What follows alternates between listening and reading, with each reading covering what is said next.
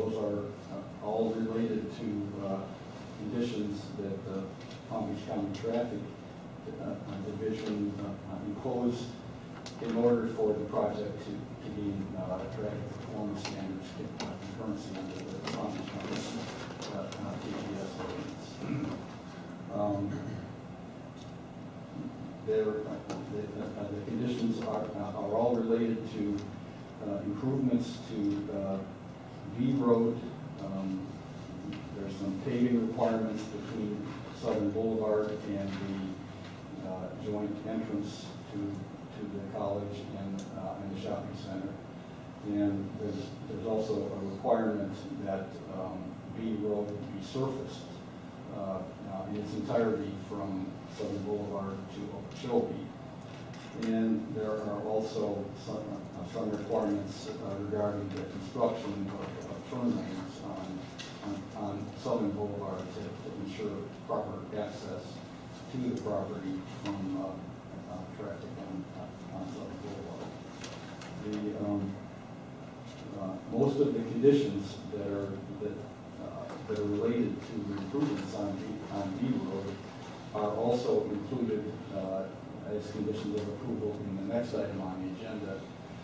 And during the approval of the land use plan amendments related to these two projects, there was a verbal agreement on the part of representatives from both of these projects that we're hearing tonight, and also Palm Beach State College, that they would jointly work together to ensure that those improvements were going to take place. Rather than getting into specific details on the lengthy staff report, I'd like to turn it over to the applicant to discuss the details of the project.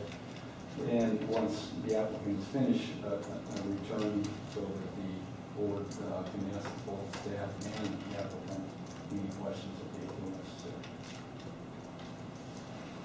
Thank you, Jim. Good evening. My name is Bob Benz with Land Design South, and I'm actually here tonight with Joe Levonick. So if I can't answer your questions, I'm sure that Joe can, relevant to the project that we have before you tonight. I'm actually going to do a PowerPoint, so if I could just probably draw your attention to that PowerPoint, maybe running through the project. This is a project that you have seen before. You are, I think, familiar with it. I think some of the graphics that we are showing you tonight, you may have, again, seen in the past. To give you a preliminary view of it, I don't know, it's been a while. It's safe to say, and I think Dennis probably can attest to this, we've been working on this project for a very long time. And a couple of years ago, we actually received the first comprehensive plan amendment approval for the property, and then a subsequent modification to that last year. And here we are today. I thought it would be important first maybe to begin with a little bit about what our request is that we have before you again tonight. Really, we're asking for three things. We're first asking for a rezoning of the property to a commercial low PUD approval, and also the conceptual site plan approval, which is part of that. Second off, we have two waivers, of which you heard Jim just describe them both to you. The first waiver is for the parking space size requirements. You definitely win, I think, for the largest parking spaces in the state of Florida. I'm pretty confident of that. The second issue is the separation from an alcohol beverage establishment. It's a little unclear whether we need it, but we thought we would ask for it because we think it's an appropriate request to ask, and I know your staff supports that request also. I'm going to give you a quick overview of where we are, and I kind of want to give you a little bit of history because there's a lot of discussion about the Simon property and the college. And there's a lot of discussion about voting on whether it was appropriate and what we have. And I think I wanted to clarify a couple of things for you tonight. First off, I wanted to just point out that this is the original land use for that property that existed a couple of years ago on the site, and that was R5. Rural residential, 5 units to the acre, 1 unit per 5 acres on that site, and it was for the entire 97-acre parcel of land. It's important to point out that on that land use, it was a by right use to put a college on that property. So the college was currently on 75 acres of the land, could have come in a few years ago, acquired the property, and built their campus on that site without any specific approvals from the town, because that was a permitted use by right. And I think there's a little confusion about that, and that's the way it was originally land used and approved. But you'll note there is no commercial on that property. We had worked with the town for a long, long time, several years, to actually designate some commercial approvals on the overall property, and that resulted in a comprehensive plan amendment application. It took about 2 years to go through your process. It involved I know that several of you were there at in September. It was a full-day charrette on a Saturday that we had relevant to these properties on Southern Boulevard. I know Dennis was there. I know that Mr. Corning was there. I know that maybe several others of you may have also been there. And basically, the result of that was this proposal for the property. It took the northern 55 acres of the site, and it kept that RR5 designation on that property.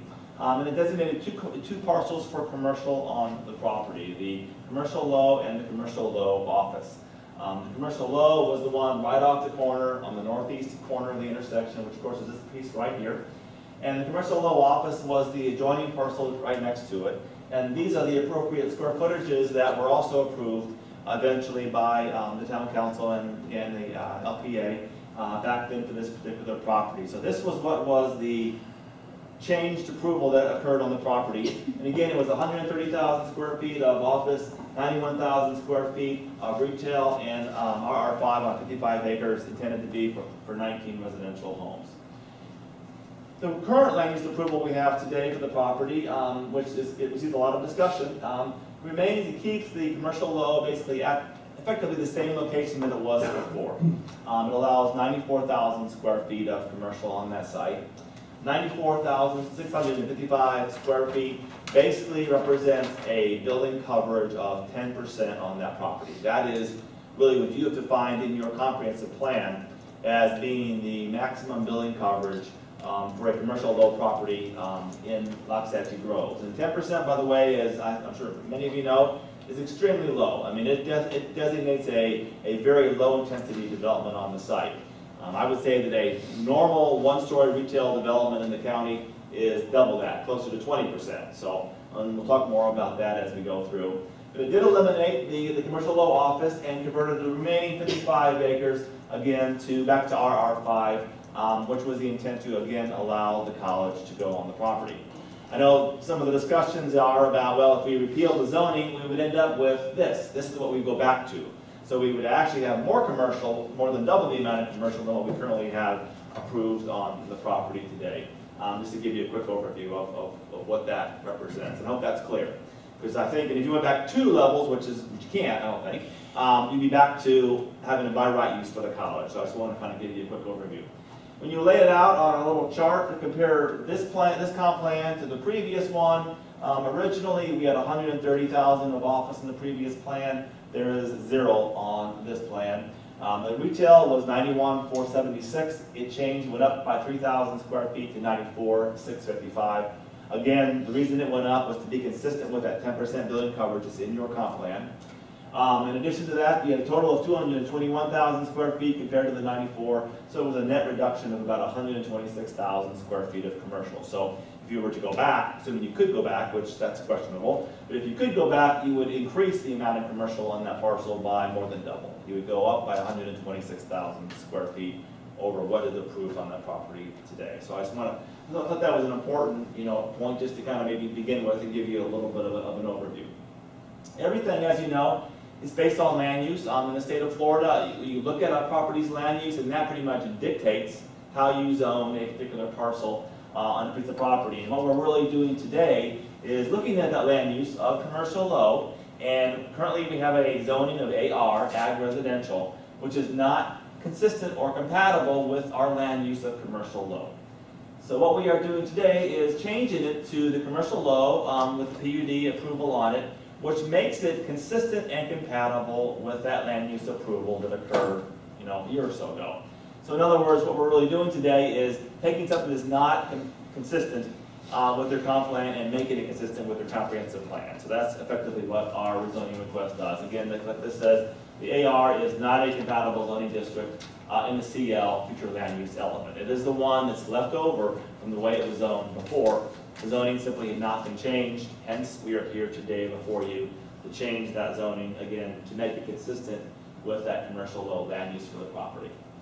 This is a blow-up of that corner, 21.7 acres. This is a copy of the site plan. It's a little squished there on the site. It kind of gives you an overview of what we are proposing. I'd like to walk you through some of the, by the way, today we're asking sort of for a master plan review. There is a final site plan that does need to be submitted later on, more specific to the actual details of the plan, but let me kind of give you an overview of what we're looking to do. Access into the property occurs along several locations into the site. Along Southern Boulevard, there is a direct access into the center itself, which is a ride-in, ride-out only access. And then further down, really on the property line, actually on the State College land, but located right here at the western edge of the site, is a, let me get my thing here, pointer. Located right here, doesn't work. Anyway, this one does. Located right here is going to be an entry road to Palm Beach State College, and that's going to be a shared access road. They're going to build it, but we're both going to share it. So we effectively would have a connection located right here and potentially down here onto that local interior street that's part of the college property. In addition to that, we have access along B Road. B Road lines up with the Tangerine Road extension, which comes through our neighbor's property. Many of you, because I know we're all familiar with Tangerine, it's effectively sort of a service road. Tangerine will terminate basically at the State College property located right here. And we, in our design, you'll see that in just a moment, it's been our intent to make this Tangerine section through our property kind of a, I call it a mini Main Street. I mean, at least in its design, and at least in how it's intended to look when you drive through there. We put a lot of emphasis on that section of roadway from both a streetscape perspective as well as the hardscape and landscape elements within that particular area. One of the most dominant elements on the plan is the lake. The lake is roughly 6.5 acres in size. It's about 25–30% of the overall property is in water retention. It's not because we just want to have a big lake on the property. This is much larger than normal. We are in what's called the C51 basin. The city the West Palm Beach Canal, the West Palm Beach Canal here on the south side of Southern Boulevard is the C51 canal. And hence we are in the C51 basin. It drains into that canal. And there are special criteria for compensating storage within that area. Hence we have to have a larger than normal lake on the property. And that would be at the northern end of the property. And I think it'll be actually a very, very, very nice feature when you actually enter the property off of B Road. I mean, really the first year, you're kind of basically going to be between the lake area and the park area that I'll talk about in just a moment. Loch Etchee Groves is, of course, an equestrian community. We intend to have a pathway that does go around the lake, which is intended for horses, or as an equestrian trail, which will be tied back into B Road and hopefully back up into Loch Etchee Groves, really to the north. So that is really the intent with that. There are some specific elements of the plan that I do want to walk through with you, talk about. The first one is a little community plaza area that we have on the site. This is a blow-up of that area.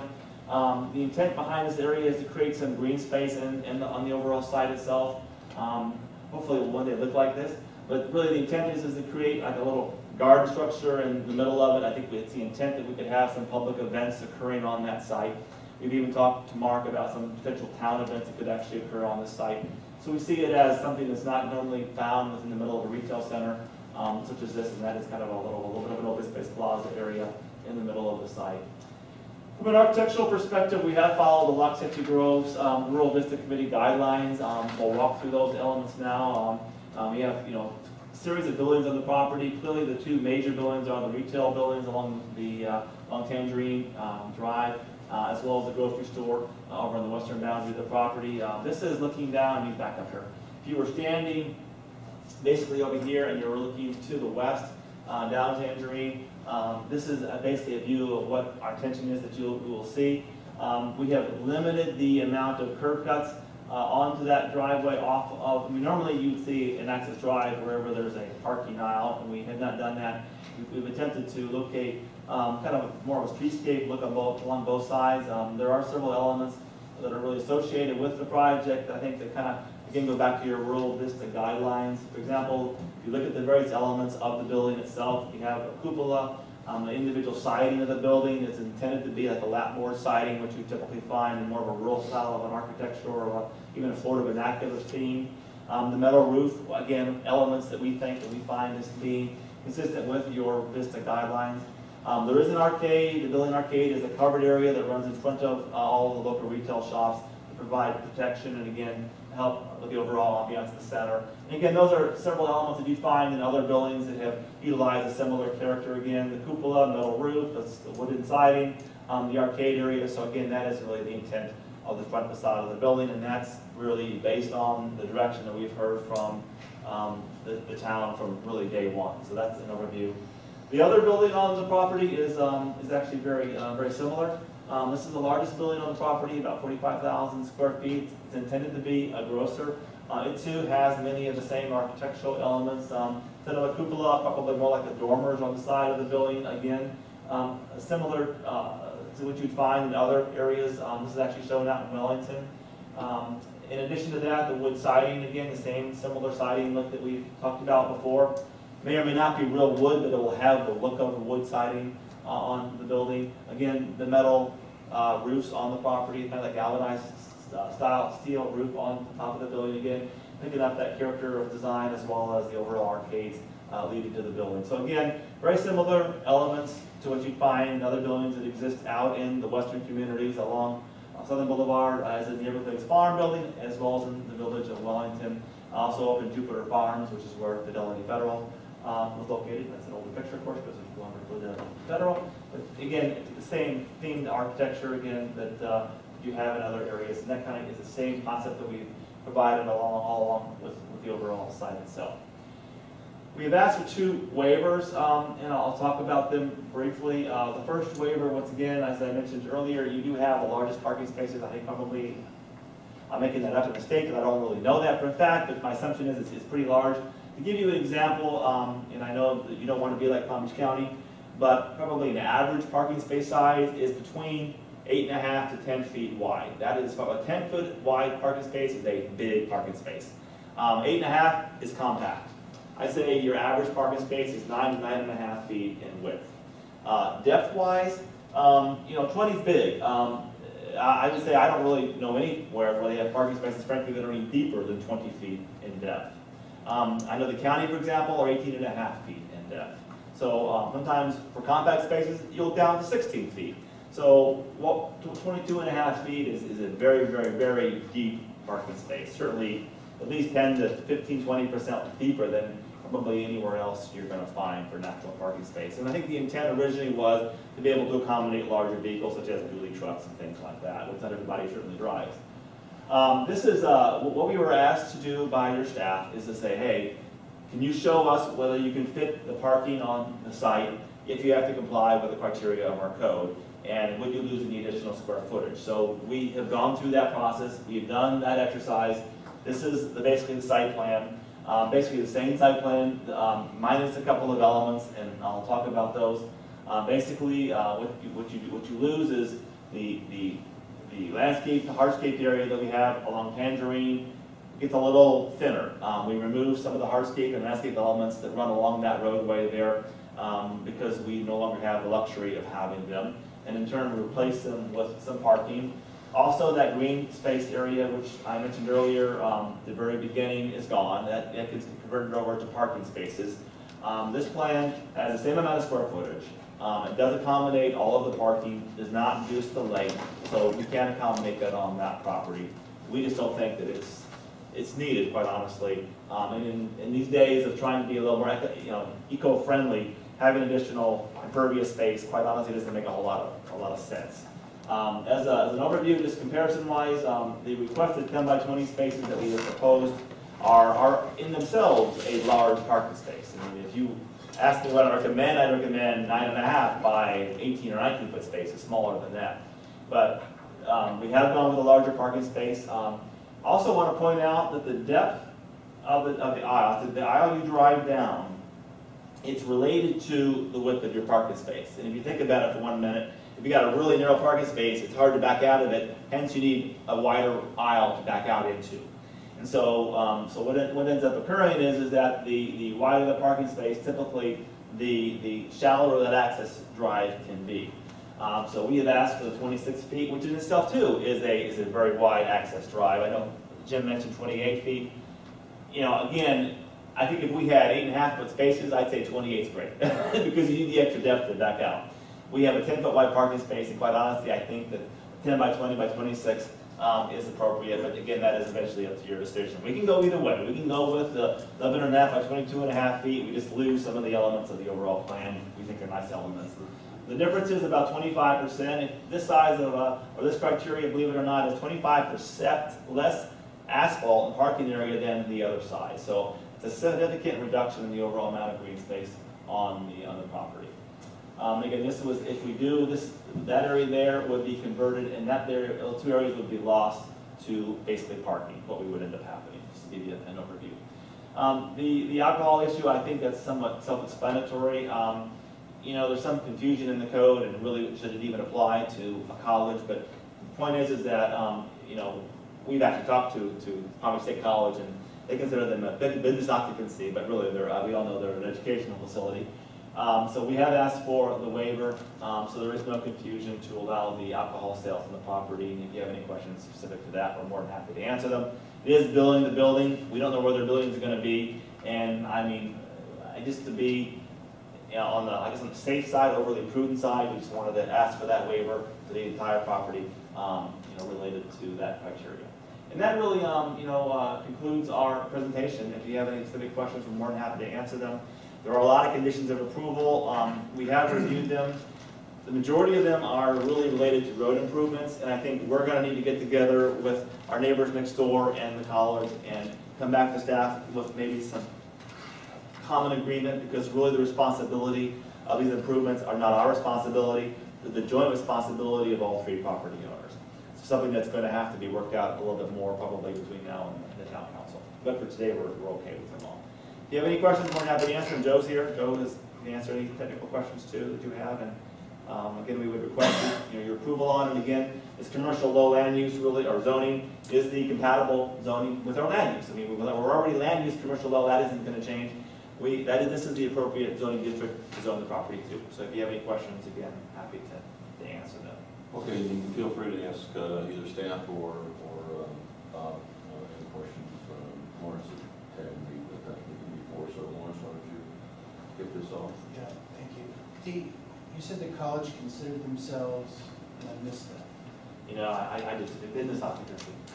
business. When I mentioned this to them, we're not, you know, we're not considered, we're going to consider ourselves, but I mean, listen, that was what they said to me, but let's face it, they're a college and they're an educational facility, so. And the traffic study done by your development team shows that, or their development team shows 2,500 trips? For the college? I think it was for the college. I mean, I don't know what trips you have coming in and out, and whether you have, how many left turn lanes you have. I just saw arrows, I didn't really see it. There are 3 access points along Southern Boulevard. Pardon? There are 3 access points on Yes, Southern I Boulevard. heard that part. I only mentioned 2 of them actually. But as far as the actual vehicle leaving the property, as far as left turn lanes, et cetera, in each of the sections. It looks like that middle one, there's just one car coming out. I mean, I don't know how exact one should take this drawing, you know. So that's why I thought I'd ask you. The access points here and here, and there's a third one down here, are all right Looks side like down. Joe is moving up here. Just help Bob answer any questions you may have on the access points. So one of the things Time. exactly. I got to do something. But one of the access points that's not shown here, which is on the college property, is located in this location. That's a little misleading from this graphic, just because we were purposely not trying to show the rest of the college property. I think it shows on this. It does. It absolutely does. The technical drawing I gave you certainly does show that. But there's one located joint use access right in this location. You've got a secondary access here. It's a right in, right out. And then you've got the access points on B Road, which is located right there in the middle of the property, that extension of Tangerine that we've been talking about. All of these on Southern Boulevard are at fair minimum right in, right out. There is potential of having left turn in at this location here at the college entry point. From eastbound traffic on Southern. Is that what you're saying? Eastbound on Southern, Left correct. in. There's a potential of a left turn in Okay. into the property from that point, into the college entrance. My question was a left turn going eastbound, leaving the college, or leaving your property? There, How many of those are there? leaving our property, we have the ability of coming up B Road, and coming south to the signalized intersection. If you're at this location, or if you do happen to come out the college's entry, you would make a westbound movement and then do a U-turn at Flying Cow, which is at A Canal, right over about here. Those are the maneuvers you could take to go eastbound from the property. The college will have an access point to the north of our property, going out on the B Road, and they will also have cross connectivity with the Tangerine access point to our west side, trying to get as many points of ingress and egress as possible to have efficient traffic coming out. Please pardon my phraseology, I'm not, I guess, being specific enough. What I'm trying to determine is when you're exiting your property or you're connecting to the college property, and you're gonna go south and then go eastbound on Southern. Now on B Road, there's obviously a light there, and there's one lane that you can turn across Southern and go eastbound. I'm looking for numbers of lanes. A left turn lane. Yeah, there's one there, right? Yes. And then in the middle, is there anyone there? This would be right in, right out Only, only. okay. And then the Correct. same thing as a U-turn at the far end. This would be right in, right out, from an exiting standpoint. Okay, You can make a U-turn at A Canal, which is Flying Cow. That is a potential that exists there today. But most people would come over here and take that left at the B Road intersection. what do you show for traffic? What do you show for traffic count leaving, going, coming and going out of this property? Out of this property? Yeah, I mean, how does one weigh what you have offered versus the amount of traffic you would expect coming and going out of that property? It seems very low, so I was wondering how you determine whether that's enough. Which number you're referring to? Well, I was wondering if you had a number that you could give me. Well, our traffic counts are included in your staff report, so this is right in front of you. I think we're looking at a net daily trips of, just shy of 5,000. 5,000. Total daily. Those aren't peak hour, those are total daily. So that's what you're looking at from here, that would be utilizing all of our access points, not counting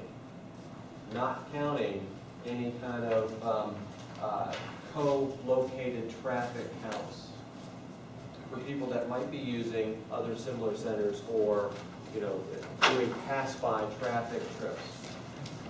I guess I'll put, maybe one of our planners would have something like that to see whether that's enough. On B Road going north,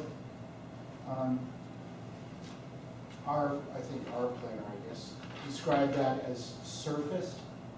Isn't it gonna be paved 2-lane It's gonna be paved up, all the way to Okeechobee? no, it's gonna be paved, I'm not sure if it's to the entry or the top of the lake.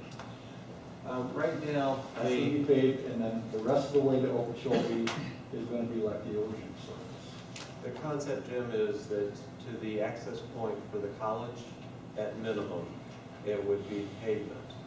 And then from there north, the desire is to have OJM or that type of surface with the speed humps going north to Okeechobee. So the suggestion by Palm Beach County, there's that letter on 16 and 17. That is only a suggestion, that is really not part of what is being approved. Where it says, number 1, B Road, it's a continuous 2-lane paved roadway including traffic separator, to a minimum of 660 feet north of Southern. That's a minimum. Yeah. That is a minimum. Is that, That's a condition of approval we have. is to- that is a condition? We have a condition of approval to asphalt the first 660 feet, and then the ozone, as Jim indicated, the rest of the way up to Okeechobee Boulevard. So if you look at page, So it won't be 2 lanes. I was wondering how you're going to fit. if you go to page 18, and you look under item B there, under There's going to be engineering, some additional lanes added on that 660 feet for turning. it's not too Does late. that start to kick in FDOT requirements, 100 feet and all this? Well, I'm not sure that there are any FDOT requirements on B Road, but, No, not as of yet, right? That's the no, reason that, no. B Road is not a state road. No. so- no, I Yeah, know, that no, requirement but once you wouldn't take start from the south and you start moving north, The improvements on B Road are oriented to accommodating the turning movements into the shopping center and the college. Yeah, it's going to be paved plus additional lanes to accommodate those turns, and then once that ends, then you go back to your OJM moving. all the way up to Okeechobee. Yes. Now, will any demand, will this additional traffic that starts to move north, will that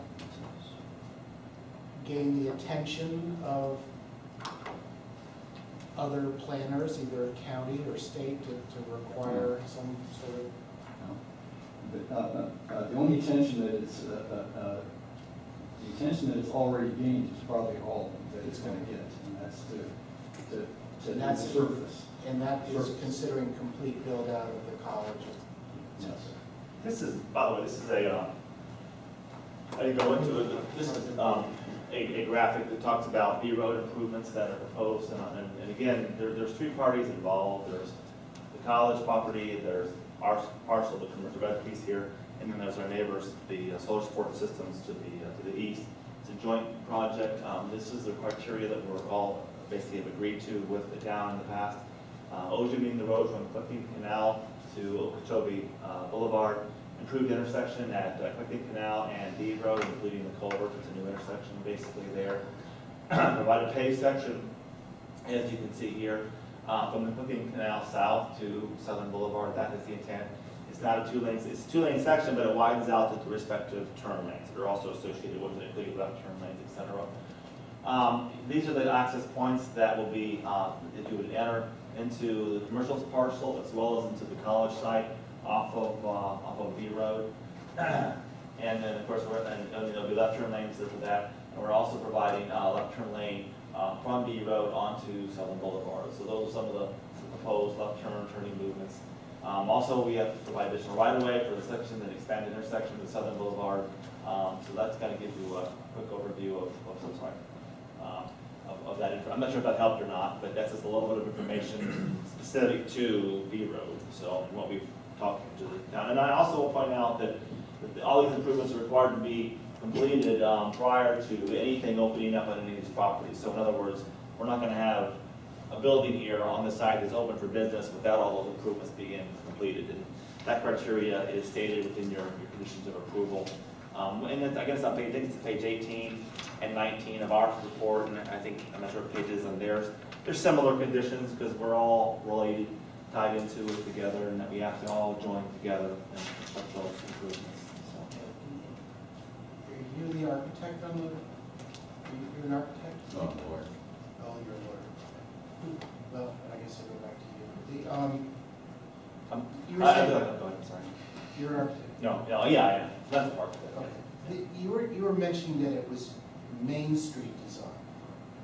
As best we can do. And I was wondering how, again, excuse my ignorance, but how, could you explain to me Sure. what What do you mean? criteria you're meeting on Sure. Main Street? Obviously. I don't follow. If I can get back, yeah, why not? Sorry, I think, you told the right slide.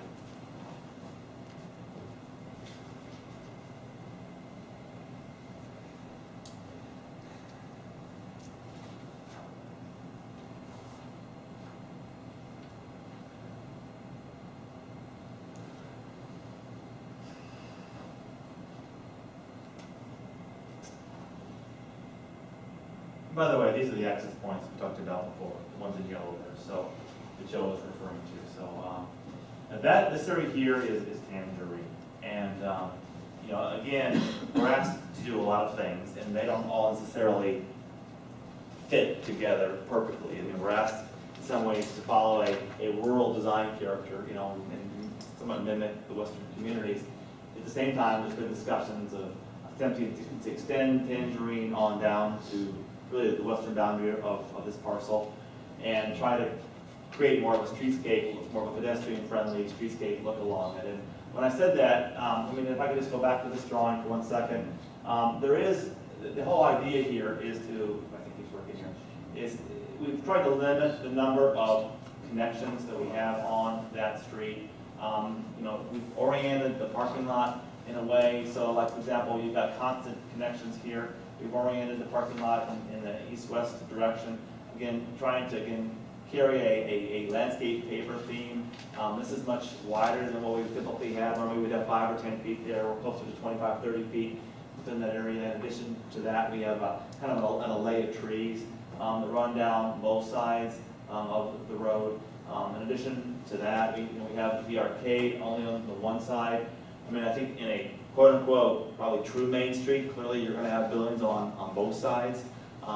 So we're trying to blend in some of those Main Street ideas, meaning the array of trees, increased green space on both sides, trying to make it more pedestrian friendly and make it better pedestrian environment.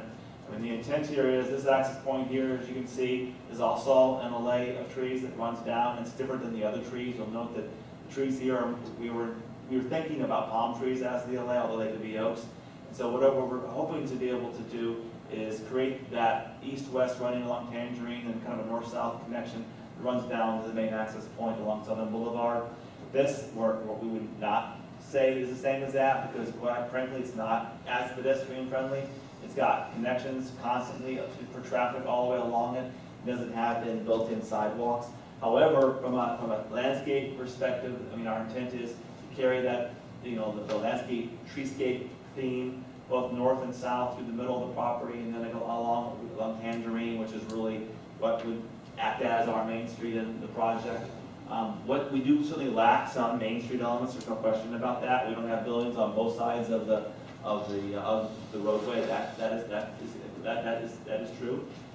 We do not have parking along it. We didn't think that probably was appropriate in this particular location. Again, trying to combine some of his rural themes, which probably would certainly not necessarily connect with the Main Street idea with some of these ideas. So I think we are trying to blend some different ideas, different styles. We also have some architectural elements that we have proposed. We have that they're located here, then they're located here, and then they're located really in the center of this little plaza area there, where we don't have any buildings in this particular area when you first enter. Trying to create an arbor-themed area, which is pedestrian-friendly, which would encourage you to walk, and again, you know, along that whole corridor through there. So really, you do have a constant pedestrian walkway along both sides of that street. Only on one side is the only side you have the actual where's my little sketch? Get to it eventually. There we go. I mean, this is the intended look again, as I mentioned a moment ago, the idea of having the array of trees, not have a lot of curb cuts into that main walkway. We have a building on one side, we don't on the other, but on the other side, we have an enlarged landscape area. And it's our intention to have site furniture, potentially some additional arbors that again help mimic that Main Street look along that section of Tangerine. And that's really how we're hoping to be able to accomplish that look along that roadway. I mean, it's kind of a blending of a public street within a somewhat rural environment through a retail center leading to the college property. So we're combining a lot of ideas and trying to accomplish that look. If you go back a slide, can you show me where you stop with your roadway and where your three partners stop with your roadway and the other? Can you show me moving north? Where your section ends, where your paved section ends and the Ojum ends? And the Ojum Oh, I'm sorry, I thought you were asking. Like The criteria is 660, but That's the minimum for one project. However, there's 3 different properties, as Bob had mentioned. Yes, that's why I asked it, that's why I framed it that way. And it is a collective program of B Road to make sure it's all done in conjunction with all the players. Moving northward to Corrected Canal. For the overall one. The access point for the college is roughly in this location here. And from here up to some point just north of that access point is intended to be paved. The rest to the north is intended to be OJIM. Now, there's some varying questions on whether it should be OJIM all the way to the canal or paved all the way to the canal or just to the north entry. From a traffic circulation issue, as well as trying to limit cars that would go north of that college entrance, we feel strongly that the pavement should stop at the college entrance. But we'll work through those details as we get into the tri-party agreement with the town. Okay. So- And then, as far as additional traffic, you indicated horse traffic around that pond. How are you anticipating that horses will get there? You probably know more about that than I do. I mean, I don't know how that even, We certainly connectivity, et cetera. Understood completely, and that's one of the items that we'd love to engage the Greenways Committee on to help and guide us with that. But the same respect with the pavement ending at this point in OJIM going north, there would be a right-of-way that would have side swales that could handle equestrian traffic in conjunction with the Palm Beach State College, whether they could provide some additional, easement area along their frontage to allow some more horse traffic down to that. We have this wonderful opportunity of this 6-acre lake, which is required because of our drainage requirements. It just seems to be a total waste not to try to engage it. We have the idea of equestrian and multi-use, where people could go out there and walk around the lake, use it for equestrian paths. If it doesn't work out for equestrian because of concerns on B Road and not being able to complete the trails, then it could also be used for walking and people enjoying that lake area. However, we don't want to be so close-minded to forget the equestrian. We'd like to try to work all these details out with B Road and with the equestrian committees, because these linkages have been so important to Loxahatchee. So we want to make sure that we continue that thought process. And this is just a natural area that would be perfect for that use. And as you just stated, you haven't started that work with your 3 partners yet in terms of B Road. moving northward for you. B Road that's an obligation to the, Well, I'm just trying to jump through the my last one and get the answers. that's fine. B Road is something that's been on the table since the comp plan changes, if you recall. All the parties have acknowledged that they are responsible for B Road and would be finalizing agreements in terms of those things before town council to be able to facilitate the B Road construction.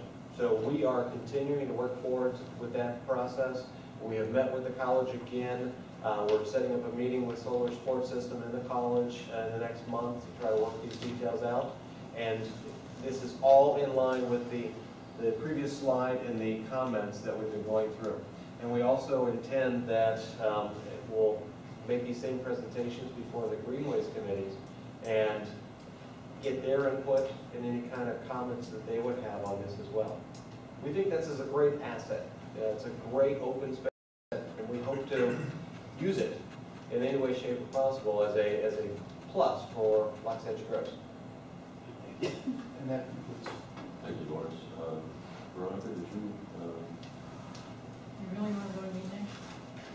well, anybody got any short comments? I mean, I will if you like. No, we'll go ahead and, Okay. we'll work our way that way.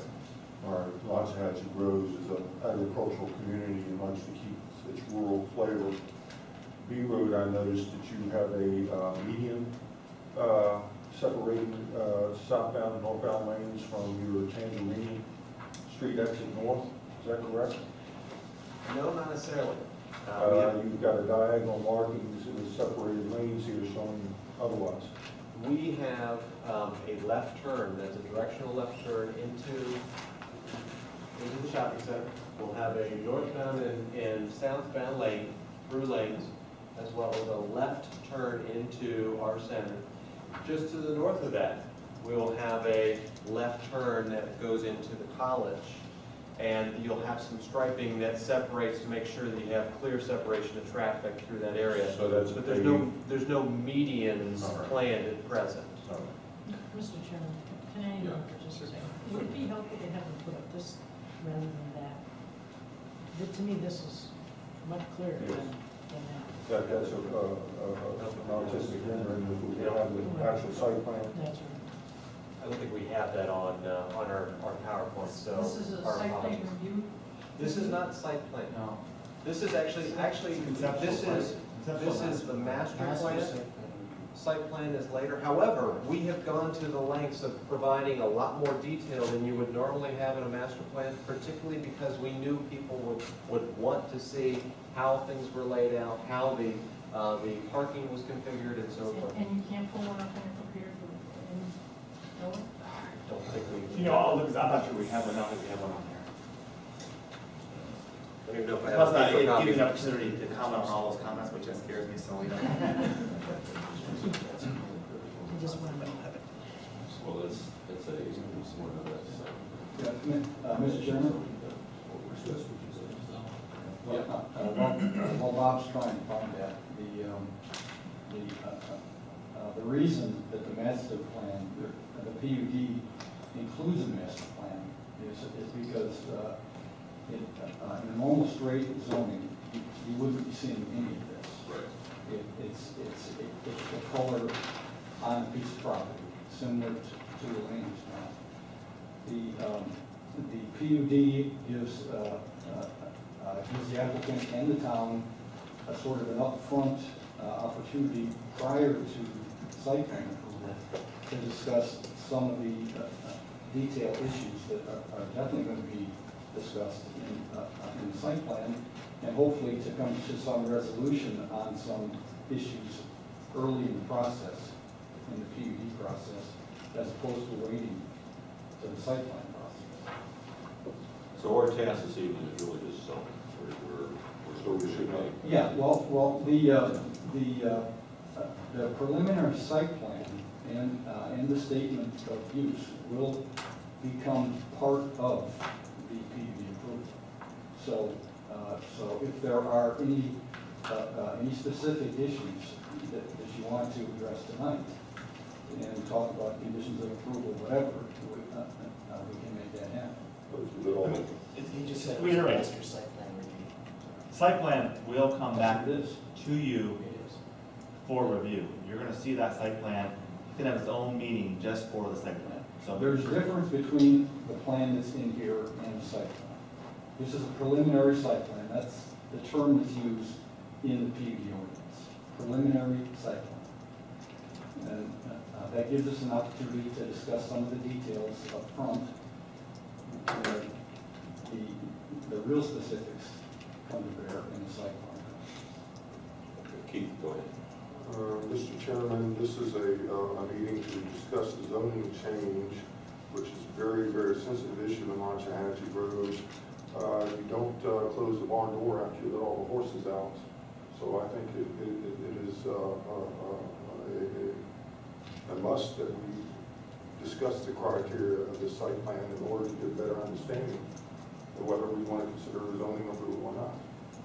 I understand. May I continue? Sure.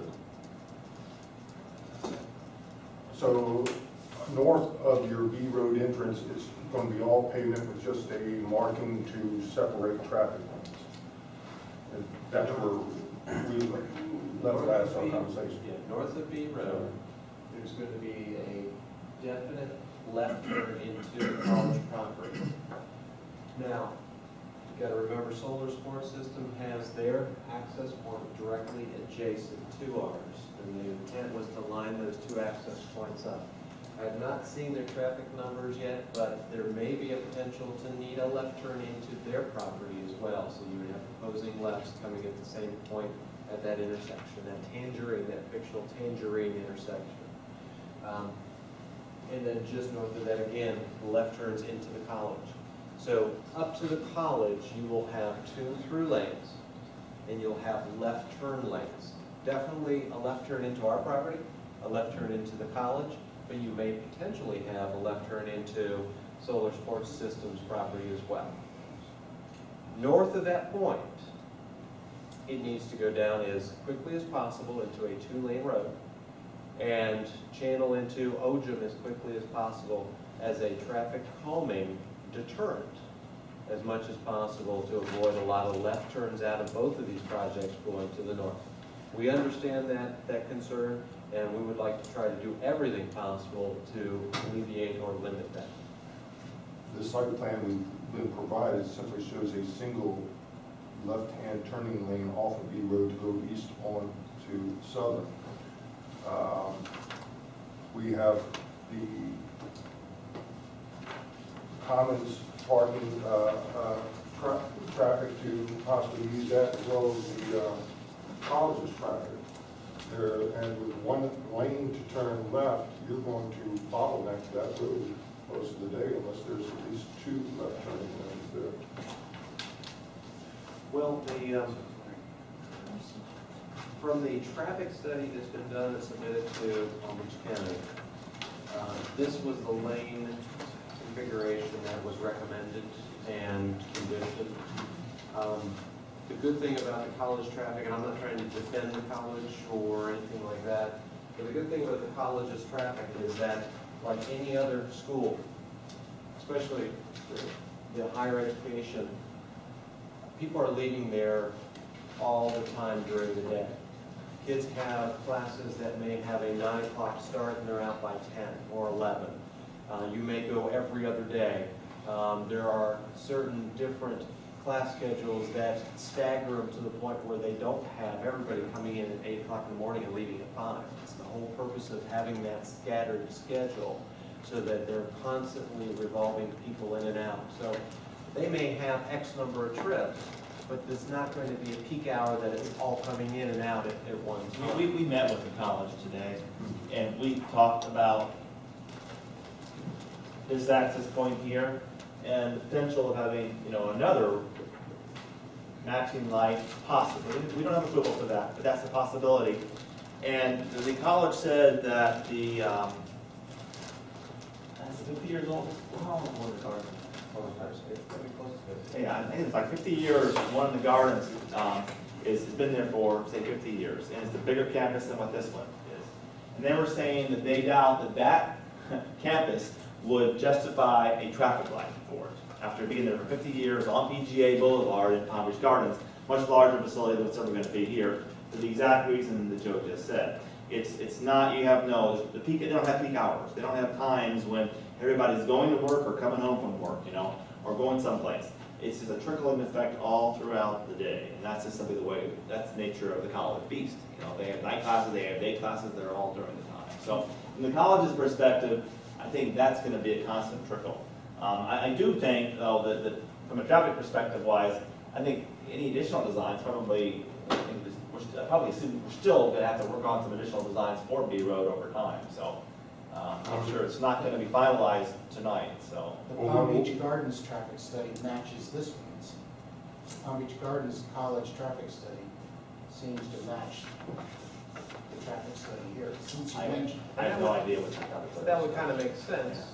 It's another satellite, same college, same university. So we're talking about similar build-out conditions. Now, and that's exactly matched. considering a long-term build-out program. So If I could just interject here. Jim, do you have any traffic numbers, just as things are now, pre-college as far as trips per day coming out of Wasatch Rose and B?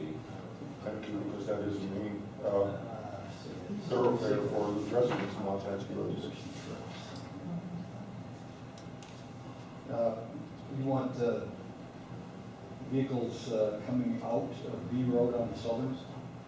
That's what. whatever, you know, however they're measuring trips per day, because we've got 4,677 for Lexington Groves Commons, 5,260 for Groves Town Center.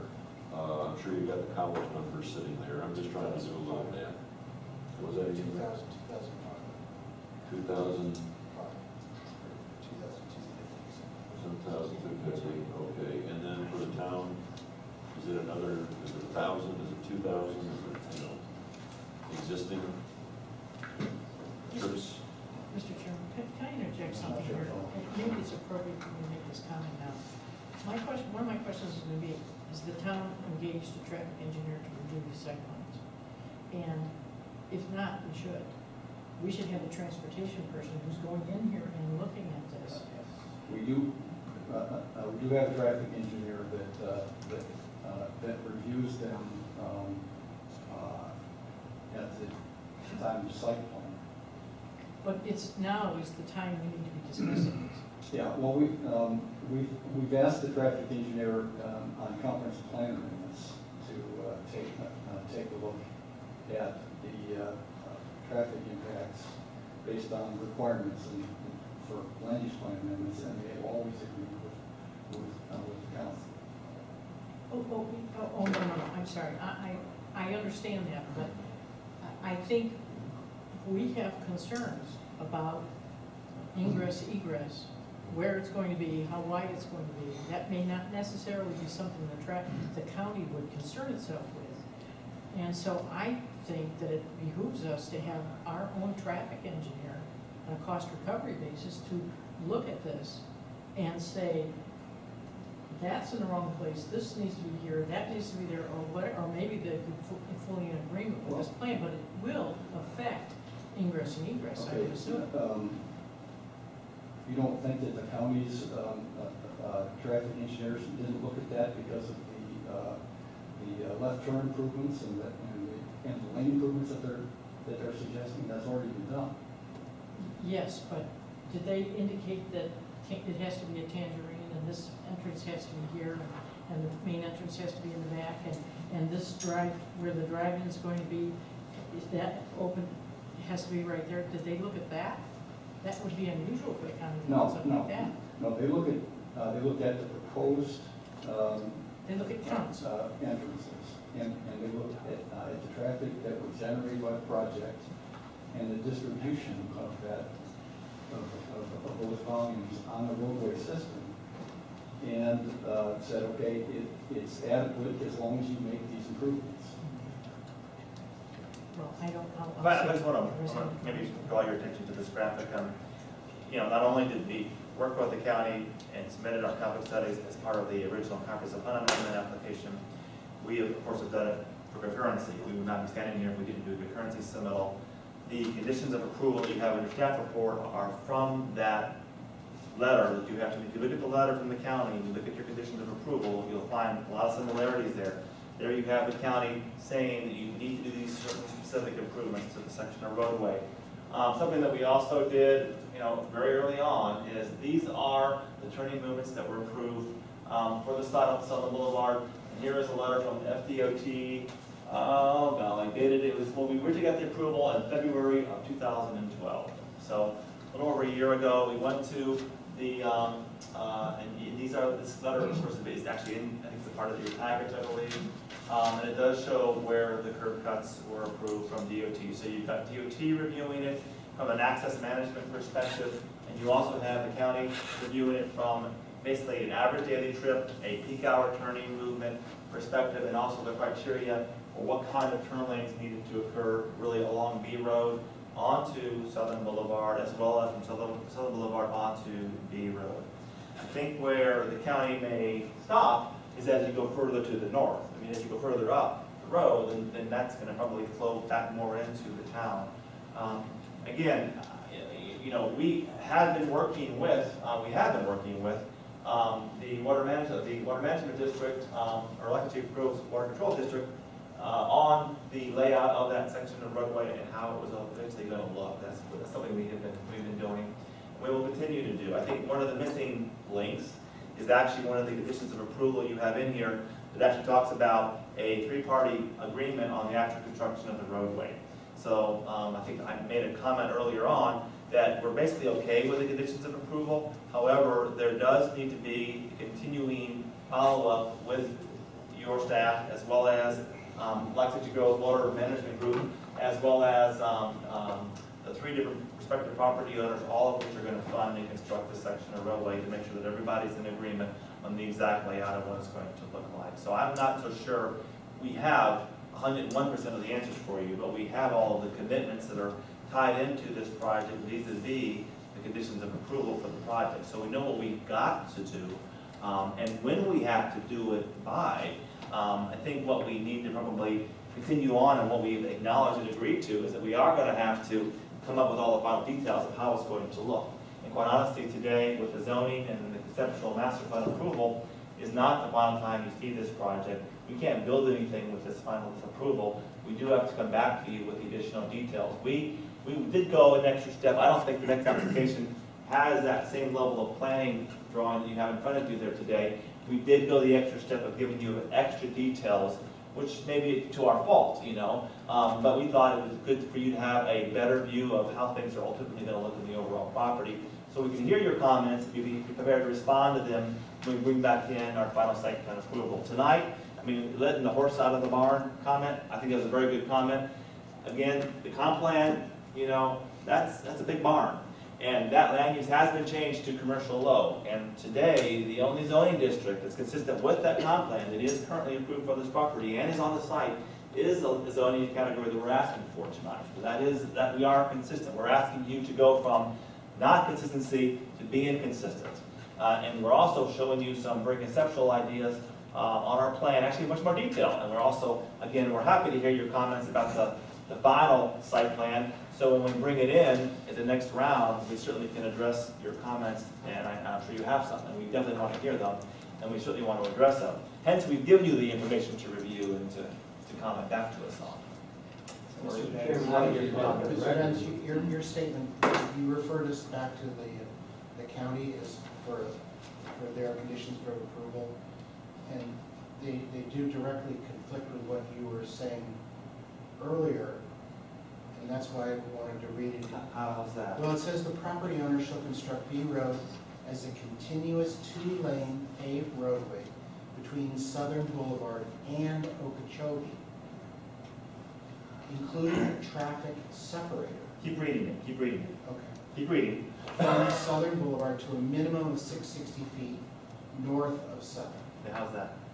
That differs from us and So, and it will not be continuous all the way between Southern and Okeechobee. Loxahatchee Groves has, B Road is a Loxahatchee Groves road. It's not a Palm Beach County road. Yeah. And so the county is referring to pavement. We have, I think we're looking at asphalt pavement, and we're looking at ozone surface, which is, we would not consider pavement, but is a different, it's I guess it's in between a dirt road and a pavement road. And what Loxahatchee Groves has told us that the community wants, what the town wants on that section of road, is that ozone section of roadway, beyond the 660-foot line that Joe described earlier. And that's something that we've heard from the town council. I mean, they beat us into us, to our heads, that we're going to definitely be building that road. And they want this section of it, either somewhere between here to the 660 mark and the collecting canal as asphalt, and beyond that point, they wanted as ozone. The point that Joe was trying to get at, whether the asphalt goes to here or where it ends right here, the town need to tell us that, actually, on where they want it to end. Joe's point was, and it's a policy decision by the town. I mean, if you want to discourage people from going north out of the college site, then, you know, if they see a road that's not as good of a road, they're probably not going to go that way as likely. So that, I think, was the intent that Joe was trying to get at as it related to putting ozone there. But I think either way, you know, we'll do what the council tells us they would like us to do, and we've always agreed to that. In fact, when we got our comp plan approved, frankly, even though the road had nothing to do with the comp plan approval, that was a key issue for the town, that this is what the town wanted, and it needed to be done before we opened up for business, something we've always committed to do for this section of road. Thanks, about staff, do you have a comment? Yeah, if you look at page 17 of the county's letter, it says, in addition, the town is encouraged. That's not a requirement that it be paid. This issue has been discussed numerous times at the land use plan amendment stage, and the town has expressed its interest in having the ocean surface not paid. So it's not a requirement by the county that it be paid. It's a recommendation. The town's considered that recommendation and said, no, we're not going to pay, but we're going to ocean it. One thing, Jim, would it be possible to have Nick at county, who wrote these letters, to put it all together as a letter to you? You know, because we have really our existing traffic, and I see that they have AM and PM, new PH, trips and things like that added in. I'd just like to get this sort of a letter from Nick, putting all three elements together, including the fourth element, which would be the existing traffic, and have the county's engineer saying, because we have two of these letters are identical. One of them is addressed to Land Design South, and the other one is addressed to McKay, is that? And one talks about 2677 trips per day, and the other 5260 trips per day. Lawrence recalls the number 2250 trips per day for the college, and we've got somewhere, I'm guessing probably somewhere around 2,000 trips per day between the manure trucks coming in from Wellington and our normal traffic during the non-equestrian season. Yeah, I'm pretty sure that this study, the one that Land Design South did, included all three projects. We were asked by the county to look at the background traffic from the other competing projects. That was one of the requirements that we had. In what capacity and how much loading that was considered as pass-by versus new trips, I do not know. I can't answer those questions. The county did require us to make sure that we accounted for other competing projects. Okay. Yeah, I'll be happy to ask, Nick has told me several times that if we ever wanted him to come out and give a presentation on the TPS standards or his interpretation of the project, he'd be happy to. So Probably be something like that proposed for a council. it probably is that's a good educational tool for us to try to understand what the TPS ordinance is, how it's reviewed, and what the thing is.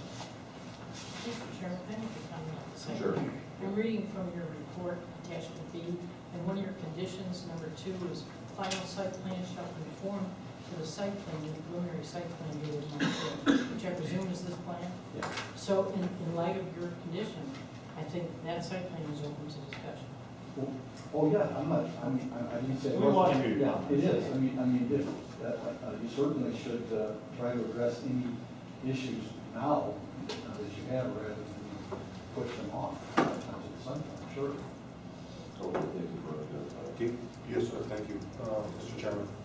An additional B road, is there any consideration for any type of bike path or bridle path along the entire stretch of B road up to Okeechobee to handle local pedestrian and equestrian traffic? We have not gotten into that level of detail. Certainly going from Fleming Canal north, our options are extremely limited.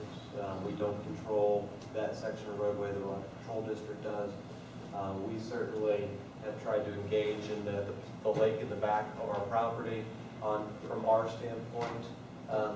Coming further to the south, as you get closer to Southern Boulevard, obviously we don't want to encourage that equestrian traffic going further south than what we call Tangerine. But we have tried to accommodate on our small pieces of the frontage. But pedestrian traffic could travel all the way down to this building F. Pedestrian, my apologies, I was kind of referring somewhat to the equestrian traffic. Right. Pedestrian traffic, absolutely. So we would have to do sidewalks on B Road to Southern Boulevard to accommodate that traffic along our frontage. So that has been accounted for. All right. Earlier, it was suggested that this lovely town town like Main Street in front of buildings B and C, as well as the open spaces to give the community park feel, would be restricted if you need to help me. Was it because of the parking place's size? Well, you've got two different issues. The Main Street, we'll go back to the graphics here. The parking waiver that we've requested is to try to eliminate the amount of pure asphalt that is required from those larger parking spaces, as Bob had mentioned earlier.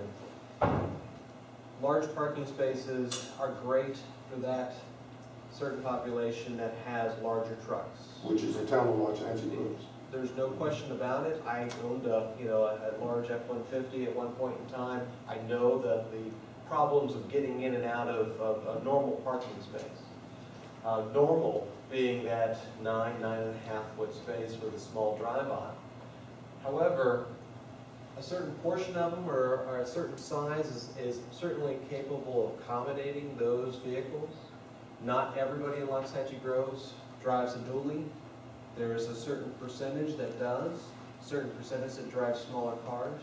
What we've tried to do is reduce it down to a more manageable size, 10 by 20, which is still a very large space compared to most other parking spaces in Palm Beach County and around the area, and try to reduce the footprint of the pavement here, the footprint of the pavement, and to allow more pedestrian landscape promenades along this area here in front of the retail to keep that tangerine extension, if we want to call it, to keep that area more in line with a kind of a streetscape. We also wanted to make sure we preserved this feature, this community plaza, which we think is a benefit to the town. Yes. It's certainly a benefit. I mean, and I could see green markets happening out here. I could see all kinds of events happening from a town standpoint that would be great for Waxahachie Groves. So we've taken those spaces down to what we would call a more manageable size that still works for the majority of the vehicles here.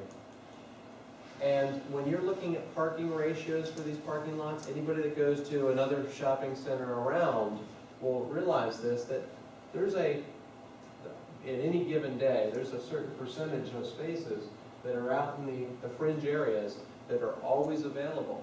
So if you do happen to have the dually with carrying the trailer of horses, there are still plenty of opportunities to park in some of these outlying spaces.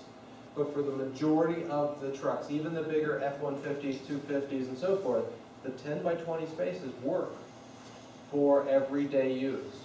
So we've tried to do that and give those extra areas to help that look, feel, and streetscape view, as well as the community plaza for the community. But your presentation suggested that if we help Pat on the specified size, as our development code says now, you would have to reduce the town park and this lane across in front of these two buildings, which would give this a rural feeling, which Waxahachie Groves residents would like. If we maintain the parking lot size, can we reduce some square footage of the retail space to accommodate that? Because you got to sell the people of this town. They don't want just another strip mall, another asphalt blacktop jungle. And that's the pertinent statement you just made. You don't want another asphalt jungle. Well, your parking ordinance creates an asphalt jungle. In my humble opinion, having a oversized parking space requirement gives you more asphalt, more hard surface than it does nice green areas, open spaces that people can use. That I think you could accommodate the same thing by saying, here's your average 10 by 20 spaces like we have. If your concern is appealing to the occasional dually and so forth, why not take a portion of these spaces down to 9 foot and make a portion 12 feet, so that you have an even spread, but not adding more asphalt area. What we're trying to do is say that we're skinning these parking spaces down to what we perceive as still large by other area standards, and still opening up that green space to make it look rural or make it look more open space. Well, that's an opportunity for you as selling points would be that lane, selling points would be that park area. Selling points is allowing the residents of Waxahachie Groves for majority drives, pickups, and a lot of them are dualies, being able to park close to the retail spaces they want to go into and not half a mile away because of it's set up. So you have an opportunity to satisfy Waxahachie Groves with all those compliments. And to serve that, my recommendation, which I just mentioned, which is something that staff can weigh in on, is if you have 100 spaces here, maybe 20% becomes the large space, 20% becomes more of a compact space, and the remainder of it becomes an average space. So that you can stagger those in areas that are close to the front and label them as appropriate. So that you're appealing to the broader mass and the percentages of vehicles that are going to be using these, but you're still not adding another 1.5 acres of pavement, which does nothing for that rural character. That's the only point that I was making on that. I think you're much better to. What's the size of these tiles up here? 2 by 2 here, 2 by 2. I mean, I think So you're much between better. that light over there, on the edge of that light, and the edge of this light over here would be 10 feet. And then all the way across would be then 18 feet, so add another couple feet to it. So if we just look up and just imagine a space from here over to there, I mean, that is a huge parking space. Yes, the majority of the residents of Waxahachie Groves do drive pickup trucks. I know. A large of them are dualies. No, but I- And to sit there and try to put a combination of different sizes, you're gonna have Volkswagens parking where dualies are, and dualies were trying to park where Volkswagens, compact size were. I mean, compact, you're required to have so many parking places per 12,000 square feet of space. Yeah. So there's that requirement, you can't get around it. You only have so much acreage to work with. To sell the residents of Waxahachie Groves, it's got to be in their favor. Well, and Jim? Yeah, there was some discussion, I believe, at the council level about having some designated spaces, being large spaces and other spaces, being small spaces. And council members didn't really seem to want to go for that. It's not enforceable. The staff recommendation is sort of a compromise. We're recommending that we keep the wide drive aisles, but reduce the size of the spaces. So, because as it was mentioned, the maneuvering into the spaces is very often the difficulty that the larger vehicles have. So if we keep the wider drive aisles, that'll help with that issue. So we figured that we'd make a recommendation that sort of accommodated both sides of that argument. Now, would there be bumpers in the midpoints, or would there just be open parking as opposed to having, what you call them, curbs or wheel stops? our preference in all cases is to not have wheel stops. Tripping hazard. The reason is the tripping hazard. Those wheel stops are more dangerous for people that are walking through the parking lot than any kind of benefit they may serve. Now, the plus side of that is those spaces that are not used work great for pull-through truck with trailer parking any day of the week. So it's a much better scenario. We'd prefer to have that. You can stagger parking areas where if you don't want to have cut-through traffic, you can always add a curb somewhere midpoint. But for the most part, we like not having the wheel stops anywhere in this parking area. But if you don't put a wheel stop there, and somebody pulls through, they can't get out of the lane. You can't do that with a train. You can't pull into a standard parking lot like that and pull out the other side of the train. There's no turn radius, which is another reason why I think we need a transportation plan. And as far as the designating certain spots, Human nature is to pull to the closest spot to where they want to be. So it isn't make any difference if some are wide. And if you want an example of a parking lot that doesn't have wide enough spaces for trucks, go to any Home Depot parking lot and look at the trucks trying to pull in and pull out. Oh, it's nice. That's why, I mean, I think that's one of the reasons why it was put into our code. What are the spaces at Home Depot? Those are, I believe, county spaces over in 9.5, 707, maybe. 9.5. And how wide is the driving aisle? 26, yeah, it should be 26. There, it could be maybe 25. 25 or 2, it would be no wider than 26. Honestly, I don't think I've ever heard of a lot. I'm just being honest. I don't think I've ever heard of a parking space bigger than 10 feet wide, 20 feet long, or 26 foot deep. And I've been doing this for a long time. Well, we're in a rural area, and that's what we're trying to. Well, it's a rural area. I mean, you know what? Well, let's not debate that. Yeah. Let's continue with their Yeah. questions. Sure. Okay, I mean, let me just finalize by saying one thing. We can accommodate the bigger, the vehicles for 100% of the parking spaces. Everybody is trying to be greener these days, and have less pervious areas. You have we talked about having less square footage. I'm gonna go back to that comment, which I probably shouldn't go back to, but I just want to comment on it. I made a comment in my earlier presentation that, building coverage anywhere else is, in non-rural areas, is gonna be 35% most likely. That's probably what most codes, 25 to 35% is the building coverage. I mean, if you look at an acre of land, 25 to 35% of that land area can be covered by building area. The reality of it is with parking, you can't normally get 25 to 35, you're normally down at around 20%. Your code in this environment says 10%. So you are, out of the starting gate, you're less than half of the square footage permitted in what I would call a non-rural environment. So, the only area that I am aware of in the county that has this low numbers is basically rural areas, such as you, or the Ag Reserve I think is the same. No, Ag Reserve is not that. This is the only area really in the county that I'm aware of that has 10% building coverage. And it does create an environment where you do have more open space and all. So we can accommodate the larger parking spaces. We honestly feel that paving the entire site with those larger parking spaces is,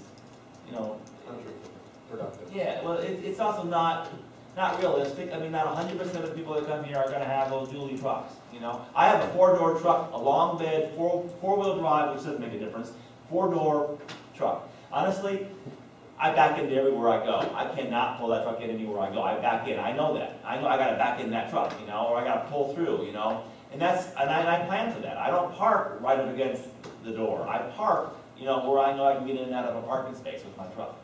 And that's what I do, because I'm aware of that, and I think that's the way you are when you have different style vehicles, You might reconsider that. Florida statute prohibits you from backing into a parking place. Law enforcement can't see the license plate. You can be ticketed. I never knew that. Is that right? Yes, sir. In a private piece of property? I got a ticket for doing that one. Did you really? Wow. That'd be an easy day for Downtown West someone. Palm Beach. Oh my gosh, wow. They don't want to get out of the car. I thought I That would knew be an everything. easy day for law enforcement. You go in any parking lot and just start writing tickets. Wow. I did not know that. That's interesting. I would like to yield to my colleagues for their questions at this time. Rob? I just wanted to visit the zoning issue as far as, right now it's zoned commercial low, future land use, and you want to change to commercial low PUD. Clarify the difference to me. What couldn't you do on this under the current? Well, the current zoning designation is agricultural residential. The current land use designation is commercial. The land use and the zoning need to be consistent with each other. So the agricultural residential zoning category needs to be changed because there are uses in the commercial low land use category that you can't do in the agricultural district. So you need to have them be consistent. The only two options that the town has is to go straight commercial low, which which, as I said, would be essentially assigning a color to this spot on the map, or to go commercial low PUD, which gives the P&Z the opportunity to talk about some specific issues in addition to assigning a color. So what happens if we don't allow them to change zone? If we say, Well, by state law, they need to be consistent. all right, so, see, that's what I'm wondering, so what are we doing here? Because we're addressing, are they gonna be, future land use or PUD, or is, I'm just kind of confused on what Well, this really is. Well, the reason that we're here is that a zoning change has to be done by ordinance. Okay. And in order to be adopted by ordinance, it has to go through a process, which we have. Right. Part of that process is to bring it. So it has to change. Yes. So we cannot deny the change. Because it'd be inconsistent, so it has to change. Yeah. And is there any options? It's just, it's Well, gonna go, We're bringing, are we choosing between PUD and future land well, use? or- the applicant's already made that choice. Okay. I mean, He wants to go. Yeah, that's right, he's bringing it through, you could, I suppose you could recommend denial, I don't know what would happen Right, but, in this situation there, but this gives you an opportunity to make some, to attach some conditions to make the zoning designation, the project that can result from that designation a little bit more consistent with what you'd like to see. I think if we didn't have the PUD, there's less flexibility from your perspective. Yeah.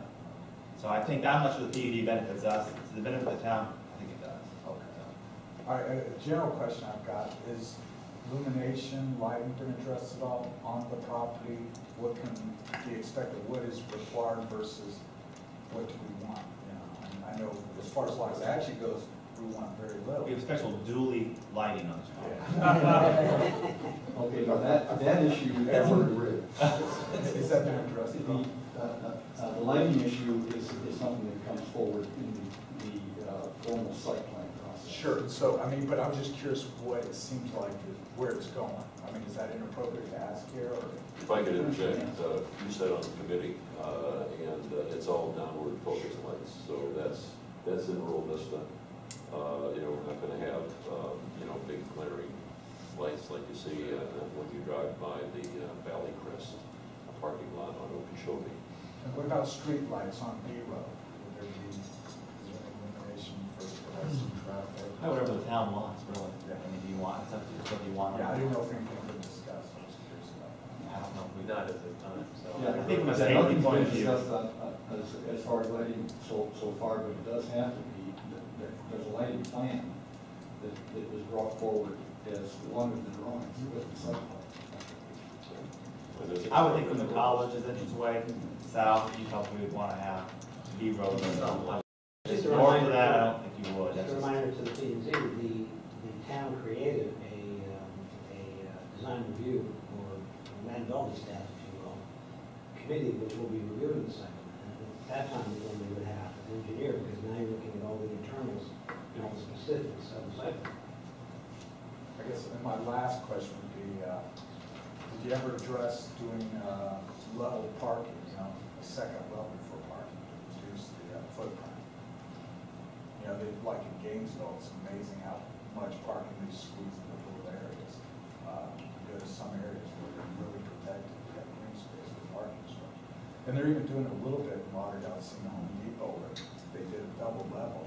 They were able to get an incredible amount of building in a little space. I don't know if you guys investigated. We have not. I know it's cost prohibitive. Well, not only cost prohibitive, but one of your ideas here has been to keep this rural in character. By compressing and starting to do parking structures and things like that, you're now more urbanizing this area. You're also I creating. gotta disagree though, before you say, I mean, you go to Gainesville and it doesn't urbanize it. I mean, it's, when you go to the campus, you don't see it. And so, I mean, Campus I is don't right in think the middle of town though, so that's but I an mean, urban it looks environment. great. It doesn't look like no. Understood. And the other thing that you commonly have with parking structures in areas that aren't urbanized, where people understand them and so forth. And I'm the same way, I feel that same way. I don't like parking structures. They're dark, you're always concerned for your safety. It's one of those perceptions that's not always true, but it's one of those perceptions that doesn't feel as good. Sure, I don't want to beat the dead, but you can fenestrate the parking. When you have vertical trees growing from the ground level up to the second level, it's not hard to soften, but, okay. Okay. Skipping over to Veronica. I'm not sure whether, I'd like to talk about the site plan, but I'm not sure if it's better if I try to do it from here and hope that you know exactly what area I'm talking about, or whether I should go to the site plan, so let me start. I have a laser pointer, would you like to use that? No, that's. Feel free, I'll- come up here. If I have to, I will. In general, to me, looking at this is a urban commercial development. I understand you're doing the best you can to try to make it not look like that, but that's in effect what it is. And it's Southern Boulevard. So is it inappropriate? Probably not. But I think it's good that you're trying to make it look as rural as you can. But I would question something, and this is a major feature which might affect the site plan, and that is, are you required to have the lake for storm drainage purposes? I assume you are. Not the complete site for drainage, but more for compensating storage. Okay, so you have to keep so much retention on site. You got it, Okay. and that's to avoid flooding to the east. Well, to me, that is your most beautiful asset, but you've hidden it and no one can see it. Now, I understand marketability and all that, but one of my major concerns is why not move the lake out where everyone can see it? Because it's a beautiful feature, and one of the things, as you go down Southern Boulevard and you pass by the Costco Center, where Panera's is and all that, they have a huge lake right out on the water, and it's nice to look at. I'm not sure that it really negatively affects their marketability, but that's one issue I'd like to talk about, moving that lake out. The other thing is you've reserved a little bit of space over there for the community. It's, I don't think big enough really for just about It's anything. 50 But feet if- wide. Pardon? It's 50 feet wide. Actually, it's much larger than 50 feet. Well, your drawing says your scale is 1 inch equals 50 feet, so. Well, this is Parking bays That's are 65 65 feet, feet, yeah. so it's about double that, it's 120 by probably close to 250 long. Well, I'm just trying to think of cars parked around there. I don't see that, I appreciate that it's community space. I don't think it's well placed because it should be adjacent to the lake. Because that's where I mean, if the lake is the most beautiful part and you have community space, why not join the two together? I understand. No, understood. Okay. I'll give you a quick story before you go into the next item. Wait, hang on, I want to hear what the comments. Did I hear some comments? Oh. Just a quick comment. I was at Wellington's Green Market last Saturday, and they have their green market in the parking lot. Everybody parks off to the side and comes over. This is a really nice area to do a similar type of program where you can actually park on both sides and have easy access. I fully appreciate what you're saying, but there's a big difference between the two. The Wellington Green Market is in a public area that is not used on Saturday. This will be fully used on Saturday, so you won't have the space that you would have at the Wellington Green Market, because that's on town property, city property. The Village of Wellington's. Right, so this is it's might be the same size and the same idea, but it's a very different application of it, and I don't see it, as much as I would like it, I don't see it being used quite in that manner because of the nature of this particular. I tend to disagree. These parking spaces over here, if you look at the natural progression, the ones closest to the buildings are going to be the ones that are commonly used, except for holidays and things like that. These areas over here, these parking spaces that are out in front doors, are going to be on a normal daily type of program, not commonly used. So it's a great area to have this, to allow that surplus parking that always exists. You always have it in every center to be used on a more regular basis for things that do benefit the community. So I see your points, I really do, but I think that it does take advantage of some of those things. Right, No, no. but I do think that this is just, I'm Sure. just stating my opinion, I don't know whether the rest of the board will agree with me, but I do think that area needs to be located adjacent to the lake and not separated by a busy road. I just, on the lake, by the way, just go back to that issue for a moment about where it's located on the site. We had advocated, we continue to advocate with the college to combine their retention facilities potentially, at least part of it, some of it, adjacent to our lake. In other words, can it become, can we take our lake and have their lake and meld them together? Which, you know, they have a resistance to that, but we continue to believe that's a good idea because their access into their campus is literally, you know, just north of that lake area there. So they're up here somewhere coming into the site. We would love to see them continue that feature and have it as really a feature between our two properties. And we've always advocated that. I mean, I think it's much more. In fact, originally we proposed moving the property line down and putting the entire lake on their property, you know, but they wouldn't do that. Right. But I think we have continually tried to promote that. On a related matter to that, and this is again way off sidetrack now. The FDOT is, you know, looking to site pond locations along Southern Boulevard, and something that we've also talked about. You know, when you combine, if you have if I have 10 1-acre lots, it's not as efficient as having one 10-acre lot. You know, so my point being is that by combining water management surface areas, creating a larger water management area, potentially would also allow us to accommodate some of that retention from Southern Boulevard too, if needed, you know. So we think that having a nicer, larger lake, more centrally located to the whole site, especially over there along B Road, adjacent to the access to the college, would be a really nice focal point. Are you saying that DOT is saying that they can drain into that lake from Southern Boulevard? They're looking for areas to retain the water along. If you go to.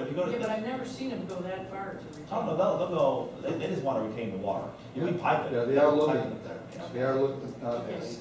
they have a whole bunch of sites located even as far north as Clay County now.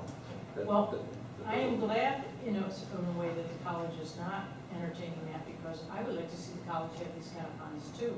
Not, I don't want them all in one, I would like to see more than one. So I still go back to, I think the site would be much prettier if the pond were where people could enjoy it. Make it a feature, not just, Pardon? make it a feature. Well, it is, Yeah. I mean, again, I have a lot of other comments, Okay, so okay. I just want to get them out. We won't say anything. Keep our mouth shut. Jim, have you kept up to speed with the FDOT and what they're up to right now as far as citing?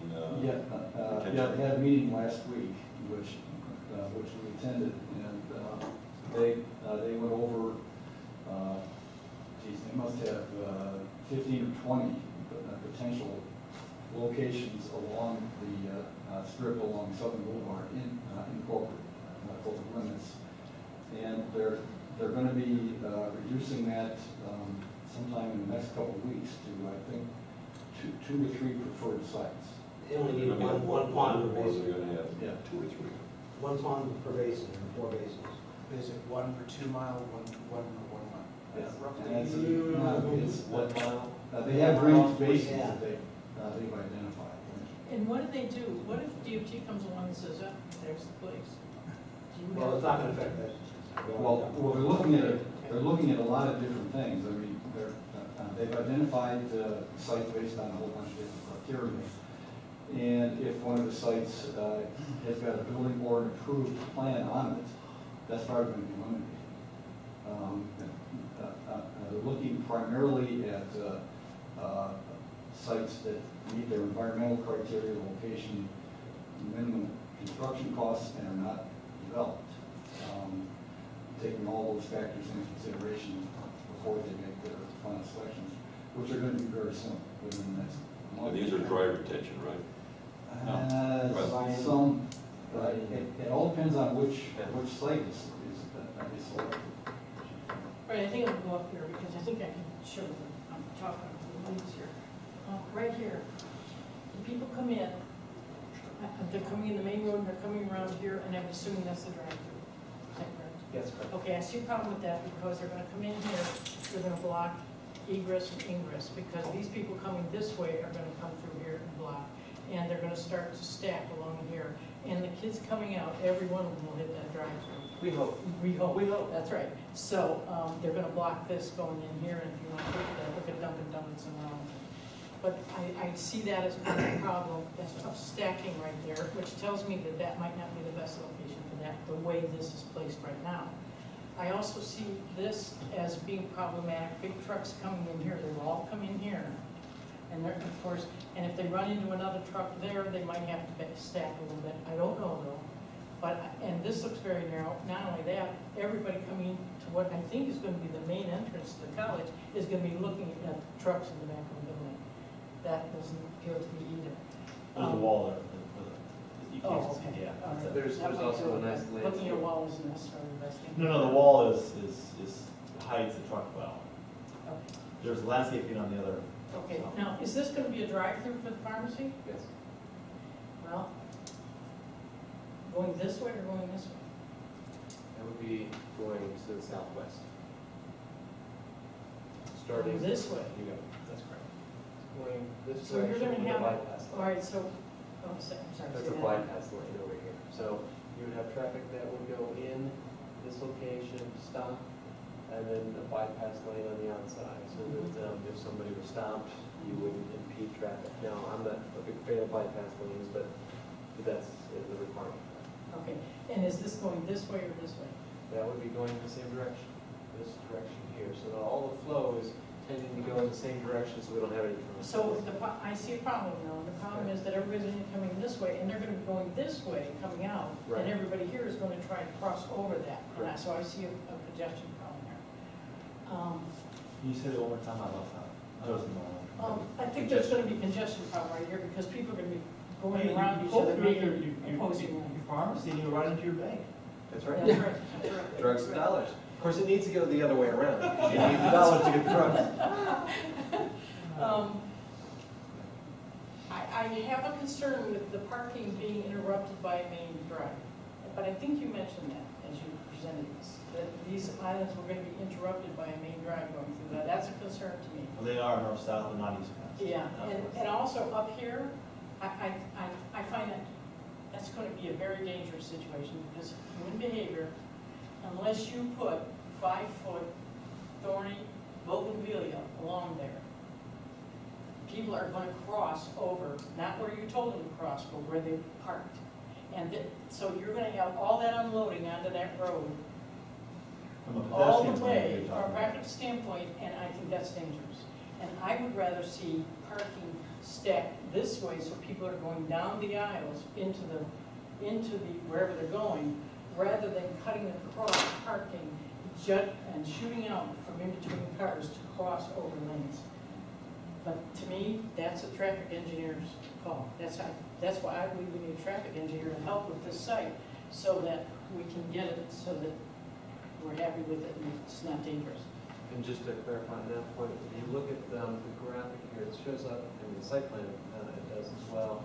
We have these pedestrian linkages Yeah, I where we see. actually funnel people to certain locations. But look at the difference in how you're funneling them. You're funneling them all along there instead of the funnel here, which is half as much. They're funneling here, and I don't think there'll be half as many areas for them to cross a lane to get over the other side. And I think that's a little bit dangerous. Anything we can do to make it less dangerous. Let's see now. I have a question. Oh.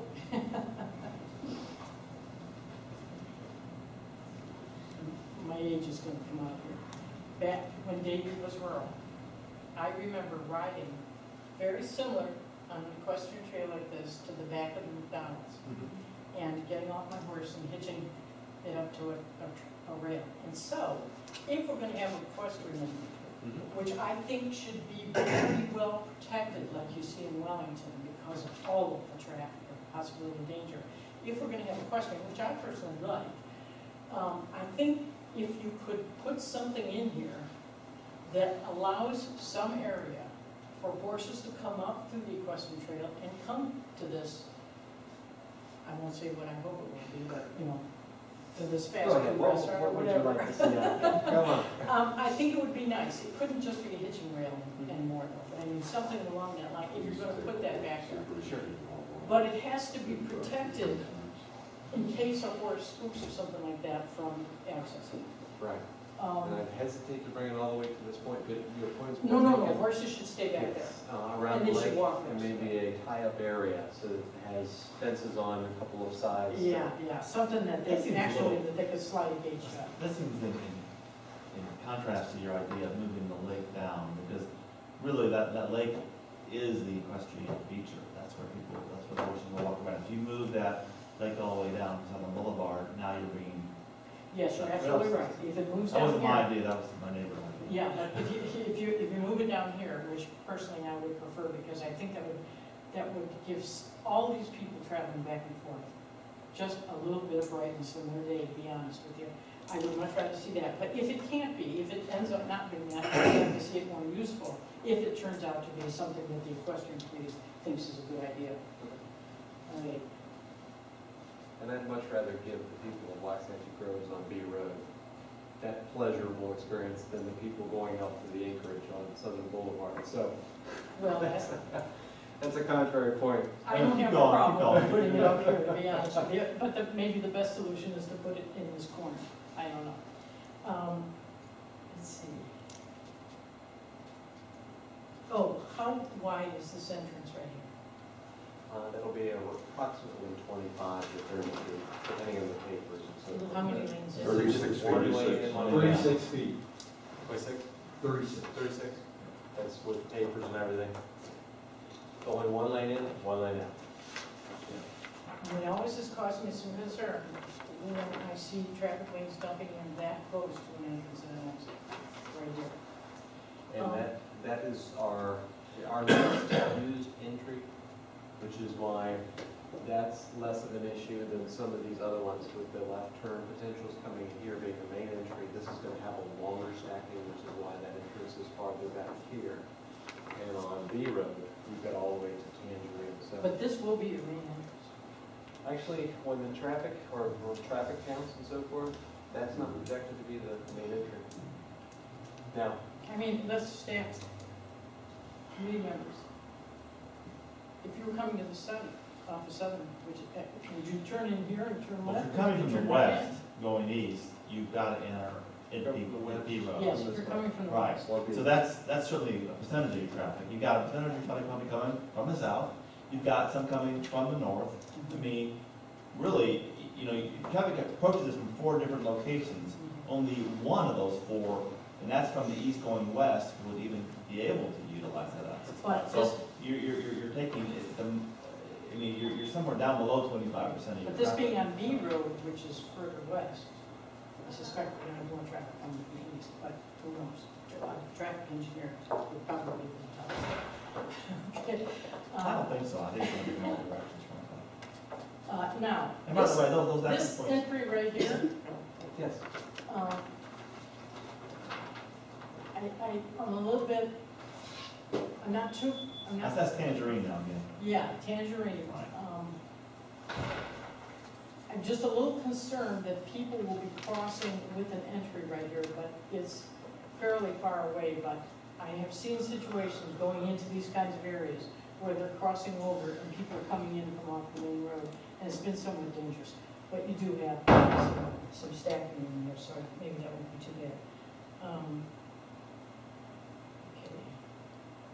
And you've answered this will not be a meeting, right? That's correct. Will it ever be a meeting? No. No. I told you about this, but we're too close to the entrance. Okay, I think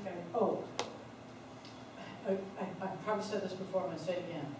People walking, using this parking over here and walking this way, I find that to be very dangerous to have a roadway cutting right up the middle of it. I don't know the answer. Right. I don't know the answer, I'm just pointing it out.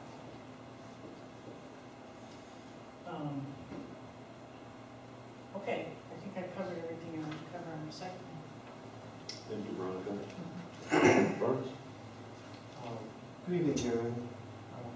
My name is Burns. I really have 2 local questions I want to ask, and I can go into specifics. specific limit on. My first global question is this: for those residents that are concerned and are apprehensive with commercial entities coming into the town, and specifically our town losing its agricultural character and so on, how would you kind of address those concerns? Well, this is Southern Boulevard. Your town, through its visioning process with the comp plan and setting up the land use as well as zoning codes, have said that to preserve the rural character of this town, they realize that there is commercial needs that'll have to happen. When those commercial needs come in, they should be located directly on Southern Boulevard. So you're taking that commercial demand that you would have as a town. And whether anybody, this could be debated back one side and the other, but everybody needs to have some commercial uses to support their town. And because of that, this is the best place to put it. That helps preserve the balance of the town, because if commercial exists here on Southern, then there shouldn't be any need to put additional commercial in the rest of the town. So that helps preserve the balance of the whole, to put those uses that you need here. These also serve your community. I mean, from an architectural perspective, and we tried to show that, as I know Architecture Groves has gone through this rural vista guideline development, developing criteria that is intended to make development out here look more rural. I mean, the Everglades Farm, John Deere dealership down here is a good example of that. And so construction that's occurring out here, we've always committed from day one that it's not going to be a Boca Peak with a Mediterranean flair. It's going to have a rural architectural design character to it. Jupiter Farms worked on, tried that. I mean, the Everglades, like I said, farm equipment building effectively has that. So the intent from an architectural perspective is to have that rural character. In addition to that, I know that we've talked about is the building coverage is half of what it would be in a standard development and a third of what's typically allowed in a more of a suburban location like in Boynton or Royal Palm Beach. So your building coverage is dramatic, is easily a half from a practical perspective. Hence, you open up more open space areas which we can pave over with additional bigger parking spaces. That was good about that, by the way. What's do you know the coverage of that public shopping center out in the acreage? Say what now? How big is it? Yeah, what the percentage is? 10%. Is that 10%? That's 10%, yeah. The acreage area is in the ex-urban and rural tier, and the ex-urban and rural tier of Palm Beach County is the same 10%. That's the only areas in the county that I'm aware of that are 10% the county has tiers, they call it. Yeah. And the ex-urban and rural tier, which is really the acreage area, the 5 acre lot areas, is that same building covered at 10%. So I think you have an architectural style, you have lower, building coverage criteria. The one point Joe, I think, brought up, which is very relevant, is that Southern Boulevard, nobody wants to live on Southern Boulevard. You're not going to have your equestrian farm on Southern Boulevard. You don't want to have your 5 acre home site on Southern Boulevard. It is a very, very, very busy road. In fact, Southern is considered what's called an SIS road, which stands for Strategic Intermodal Systems. It's those roads handle, I think you all may know more than you know the exact number. I think it's like 75 or 80% of the truck traffic, or commerce traffic it is, in the state of Florida happens along those roads. And we only have a few of them in the county. We got Beeline Highway, we got Southern Boulevard, I got SU-95 is one of them. And those are major roadways. And they're not intended for residential development, quite frankly, hence the way Southern Boulevard has historically been developed. And so location-wise, it meets criteria, and your community has established architectural criteria, guidelines, limited building coverages, all with the intent to have a more rural character to the design from the beginning. Yeah, I just want to say, I agree with your summation. The only problem with this, and I was at the meeting, this is a whole city of commercial. You have grocery, you have retail. I don't think the vision was to have all these in one spot. I mean, I could be wrong, but my analysis of the vision was not to have so much commercial in one area to where. I think it was the opposite. I think what they did not want to do was drag it down the road. I think they wanted to create nodes of commercial activity, where you could have some synergy among the various uses versus having, you know, a grocery store here and a drugstore there and a pet store here and a pool supply store there. I think the idea was to cluster those in some of the key nodes in the community. And I mean, this clearly is certainly one of them, B Road, lining up at Longton across the street, of course, and I think it's certainly a key location for that. I think, again, that node concept, I think, was important to the community. And that's, I think, how we ended up, frankly, with the commercials on both sides of that intersection. So the node concept kind of benefited you because you're first in and you've got commercial.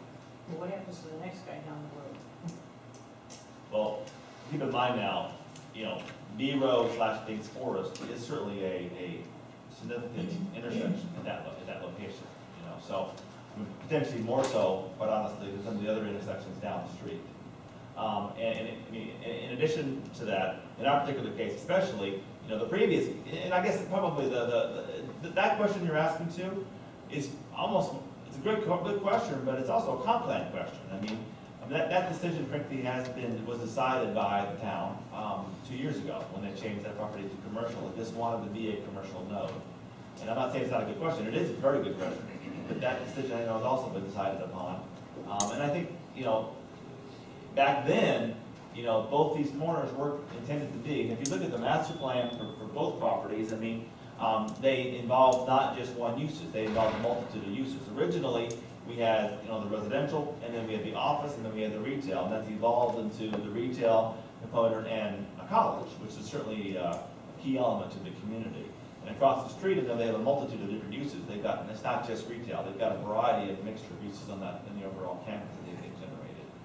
So I think, again, it has been the intent to create that commercial node there. I don't know if I've answered your question or not, but. My second global question is this. Clearly, there's going to be an increase in traffic, both human traffic and also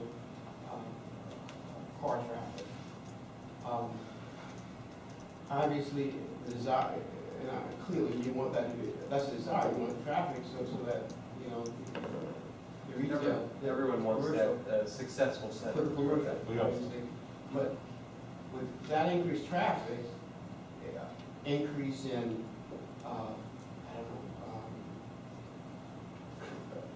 crime, increase in the sheer traffic coming into our town. What safeguards you guys have that with this increased traffic, the negative impact or the negative effect is not going to occur to our town? Well, what we've done is everything possible to handle traffic impacts on things like B Road. All of the things that we're working on with the different parties are a benefit to the town. Somebody may say, well, you're having to pay for new OJIM on B Road all the way to Okeechobee. Well, if you look back on it, that's been a real desire as of late from most of the people in the town along B Road.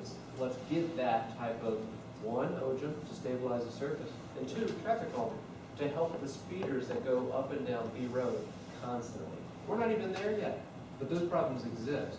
And this project, along with the neighboring projects, will help to alleviate those types of issues.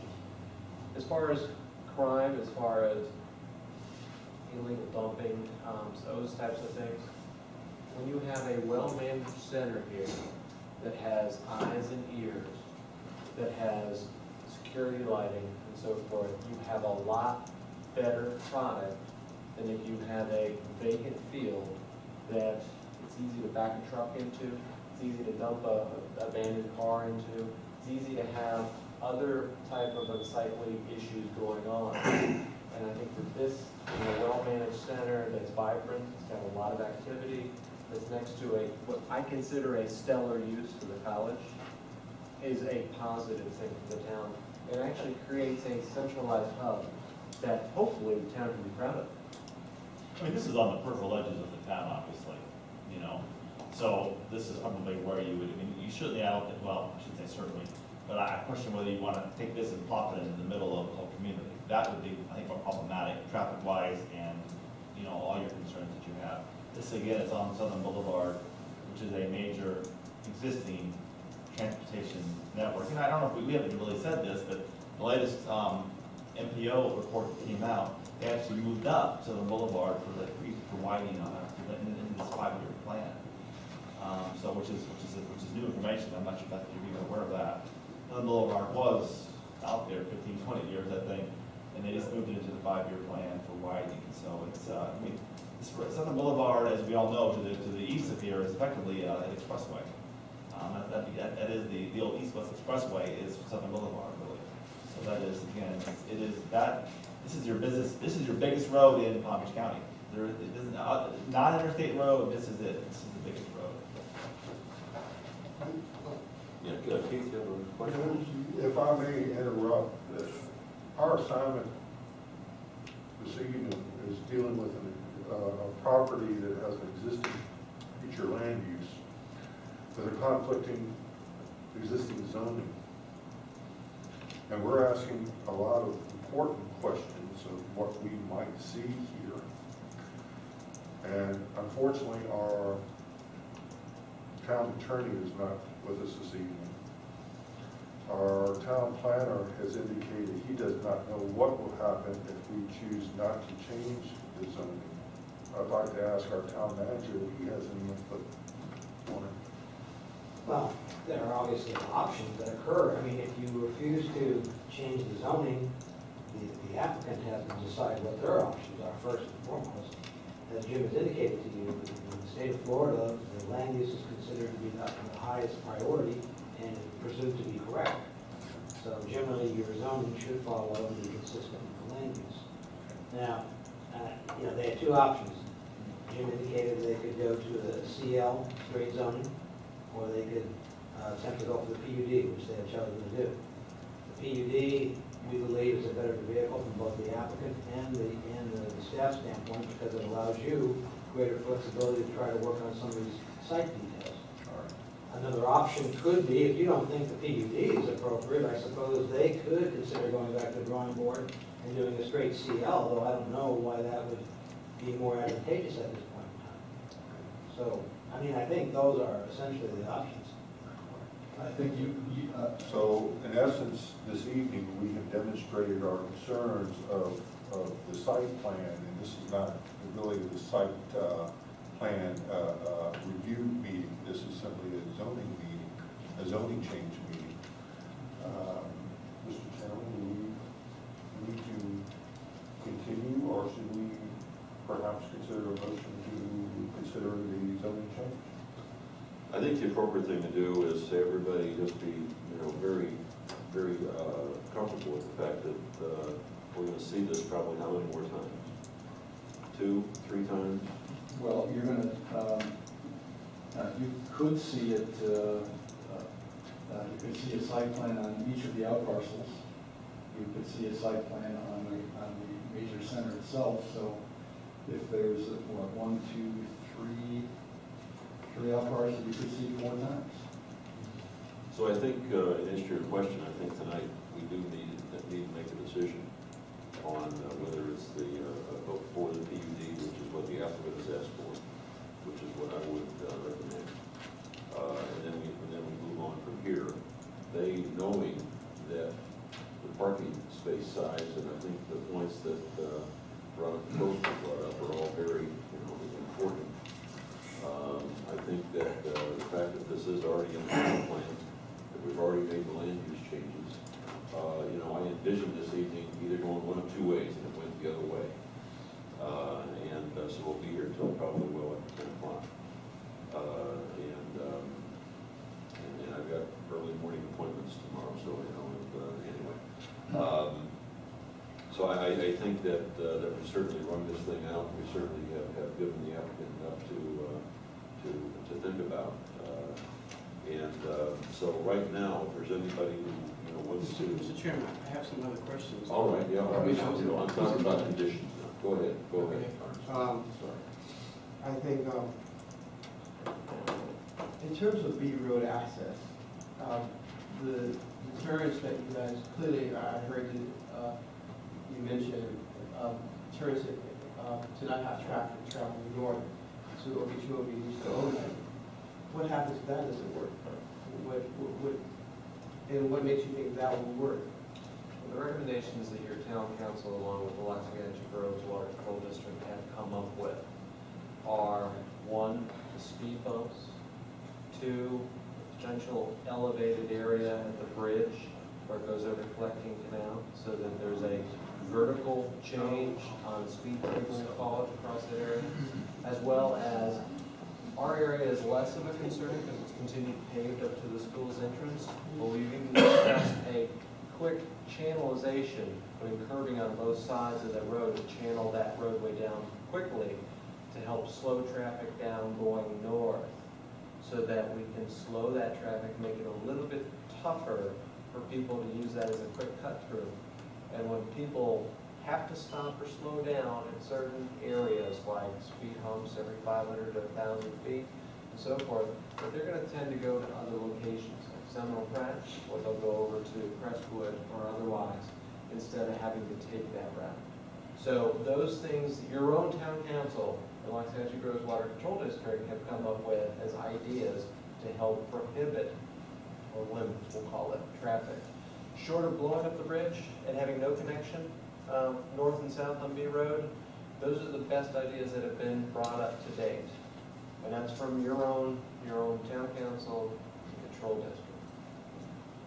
Just so you know, if it doesn't work, then you'll have a bunch of traffic going into B Road, moving eastward, which would add even more traffic to Okeechobee Boulevard, which is already pretty bad. And that to me is a concern. Well, I think that the predominance amount of traffic for these projects is going to come from Southern Boulevard. You will have some resident traffic that will come down B Road, no question about it. But it's going to be a lot easier to, if you don't live in the Groves, it'll be a lot easier for you to get across with it from south than it would for B Road. And you mentioned, and I heard it, the selling point is the park. The absolute vegetation and so on. It's a big selling point. But you mentioned that if the waiver is not granted to the parking waiver, that would be eliminated if we needed to have the parking at the required level. We would have to expand the parking paved area to the point where this would unfortunately have to We go need into another parking acre and a spaces. quarter of asphalt, basically, just to accommodate the increased size of parking spaces. So that would eliminate that park and some other green spaces on the side. My thought is you might want to consider alternatives, just because this is a big selling point. I'm not an engineer. What are the alternatives? I do both. Are you plan, okay? I'm not well versed, but to me, it's a selling point. If you want to have that, you want to see what can be done in order to achieve that, to me. We just, I mean, well, yeah, sounds good. Okay.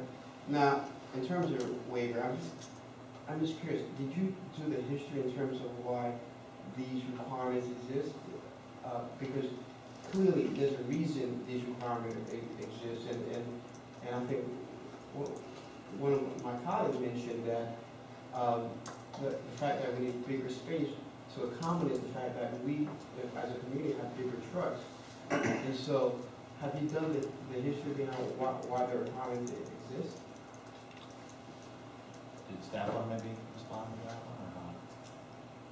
Well, no, I think he's addressing it to you because you're the ones who designed the site. Well, we know why they thought like, I mean, they exist because of what you just stated, that there was concern about larger vehicles in Loxahatchee Groves. When the charrettes happened, and anybody can chime in and correct me on this, but when the charrettes happened to come up with the land development codes in Loxahatchee Groves, the desire, the wish list, was to create larger spaces for the trucks that people drive. Now, I guarantee I know exactly what he's doing right now, and when he comes back in, this will prove the point. But wish lists and what makes perfect sense for on-the-ground reality. When you're taking an acre and a quarter extra pavement, turning it into community plaza, and still coming up with a a parking size that works, and works very, very well. In reality, in our humble opinion, is that it's better to have smaller spaces in that community plaza than not having that community plaza at all. And 10 by 20 foot spaces with a 26 or even a 28 foot drive aisle are some of the largest in the area. What's the count? There are 18 cars in that parking lot, 2 of them are pickup trucks, and they're not big ones, they're little pickup trucks. Mr. Chairman, And this is the La Cheche Groves group, I'm just saying, that's probably a really good, I don't know why. I guess the reason, I knew what you were but doing. we're not asking Yeah. I guess the reason Who has the trucks, raise their hand, who's the good for the trucks? And I didn't drive my dually tonight. Oh, I mean, the reason I'm bringing all this up is because there's a reason these requirements are in there, is to fix a problem. By eliminating this, you are again bringing back the problem that existed. The second part, you know, the parking is one issue. I think we've exhausted. I think people are pretty clear on why the requirements in here. The alcohol aspect of it, there's a reason that there's no, the property is not having alcohol in an area with education and so on. We know what happened with students. We know what happened with, I mean, it's, you know, we want to have these waivers, but they're there for a reason. And until we clearly understand what the history behind this and so on, you might be bringing back problems that existed that we've had fixed. So that's just my thought with that. I mean, I just want to say on the parking issue again, I mean, you know, it's your call, but I mean, you know, you got 10% of your cars left, you know, in the parking lot tonight, and I would say this is somewhat of a La Cheche group. Again, this center is along Sutherland Boulevard. Yes, it's going to serve La Cheche Grove. It's in La Cheche Grove. That's the purpose, but it's also going to serve folks in the area in general. And I mean, I think make it 100% of, it's sort of like, you know, 10% of your vehicles in our particular case are trucks in this particular parking lot. There are no larger vehicles. There's no long bed trucks out there that I don't believe there are anyway. There's no dualies out there. And so, honestly, it's your choice on the truck issue, frankly. Well, there's also a quick analogy. Most roadways are designed to handle normal peak. They're not designed to handle the absolute peak. Otherwise, we'd have 20-lane roads everywhere in this county to handle. I'm recording so we can hear everything you're saying. So. That's my goal, is to get out of here today.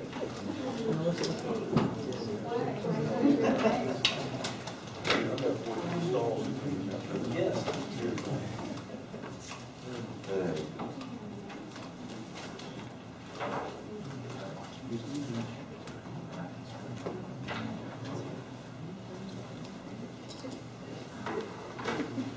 All right.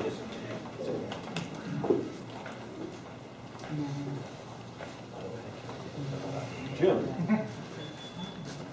Okay, I don't like your. next item on the agenda, item 5B,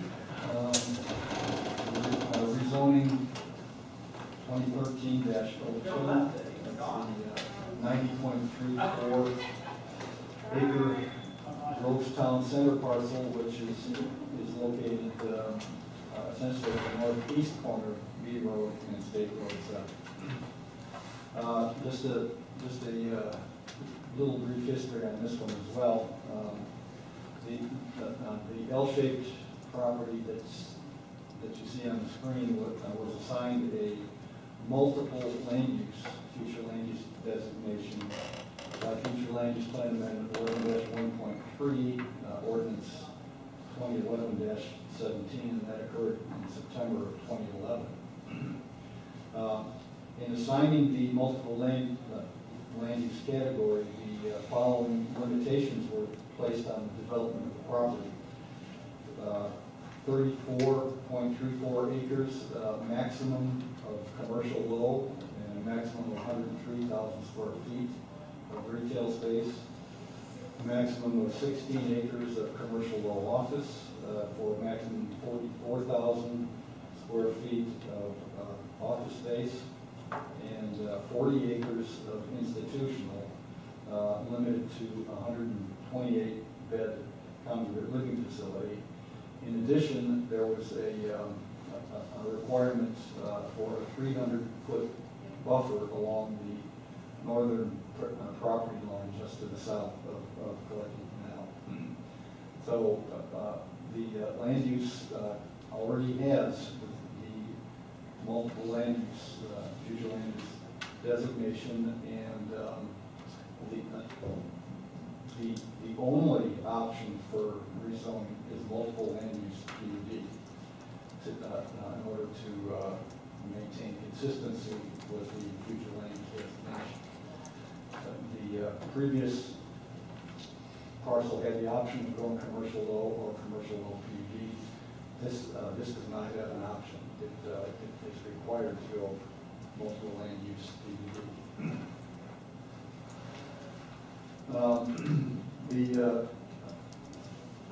The application was reviewed, as was the previous application, in terms of the availability of infrastructure services, the compliance with the master plan requirements of the PUD ordinance, compliance with the rezoning requirements of the Unified Land Development Code, and compatibility with neighboring properties. And as with the previous application, I'd like to read the recommendation, or the finding in the recommendation. Planning staff finds rezoning 2013-02 to be generally consistent with the intent and direction of the comprehensive plan. The rezoning criteria as depicted in section 160.020, parens A, parens 1 through 6 of the ULDC, and the objectives and standards of a planned unit development as depicted in section 41-3 of the ULDC. Staff recommends approval of rezoning 20-13-02, subject to the conditions listed in attachment B of the staff report. As with the previous application, the applicant requested a waiver from the minimum standard parking space dimensions of 11 feet by 22.5 feet and handicap parking space dimensions of 14 feet by 22.5 feet. The applicant is requesting that the parking space sizes be reduced to 10 by 20 for standard and 12 by 20 for handicap. The applicant has not requested a reduction in the drive-by. Staff cannot support the proposed waivers at this time due to the fact that the site plan is much less detailed than the previous site plan, and we don't really know the exact uses that are going on the site at this time. So we feel that it's premature to make a decision on the parking waivers on this particular project. However, staff can support providing the applicant with an additional opportunity to request the waivers during the site plan review process when he has a more specific development concept. And with that, I'll turn it over to the applicant to make a presentation and be available for any questions. Good evening. My name is Martin Perry, and I have with me Bradley Miller. I'm a lawyer. As I pointed out in the morning earlier, Mr. Miller is a land planner. But just addressing quickly the last comment by Mr. Fleischman regarding the waiver. The waiver is not as significant an issue for us as it was for the previous applicant. Their site is much tighter. We are utilizing much larger area. We have much lower FAR than they do, and we did that intentionally. We've been, from the outset, going back to the comprehensive planning stages, we have been consciously seeking to attempt to comply with the town's desires relative to the rural aspects of this, and doing that, trying to keep our intensity as low as we could. You'll find as we go through this, and Bradley's going to take you through a short PowerPoint that will focus on the presentation that was made during the comprehensive comprehensive plan hearings and show you that basically what we're presenting is not as a site plan, but as a conceptual master plan for approval. We don't have any site specifics. We have no present users. We have no tenants. We have intentionally stayed without them in order to keep this process fairly simple.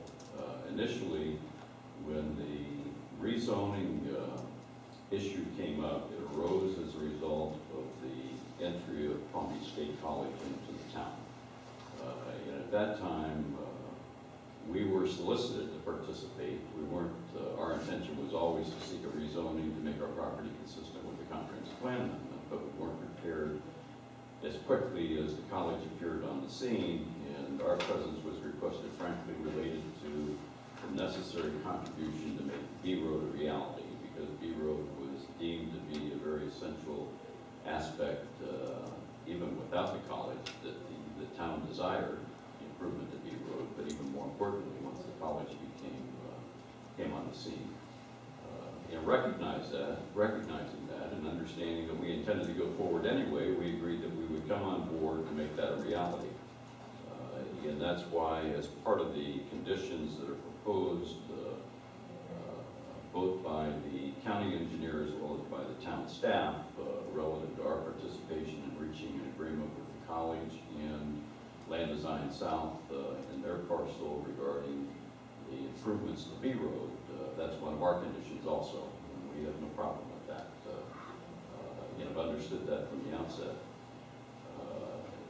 You'll find as Bradley goes through this that there are virtually no changes that have occurred in what we presented during the comprehensive planning stages and what we're presenting currently.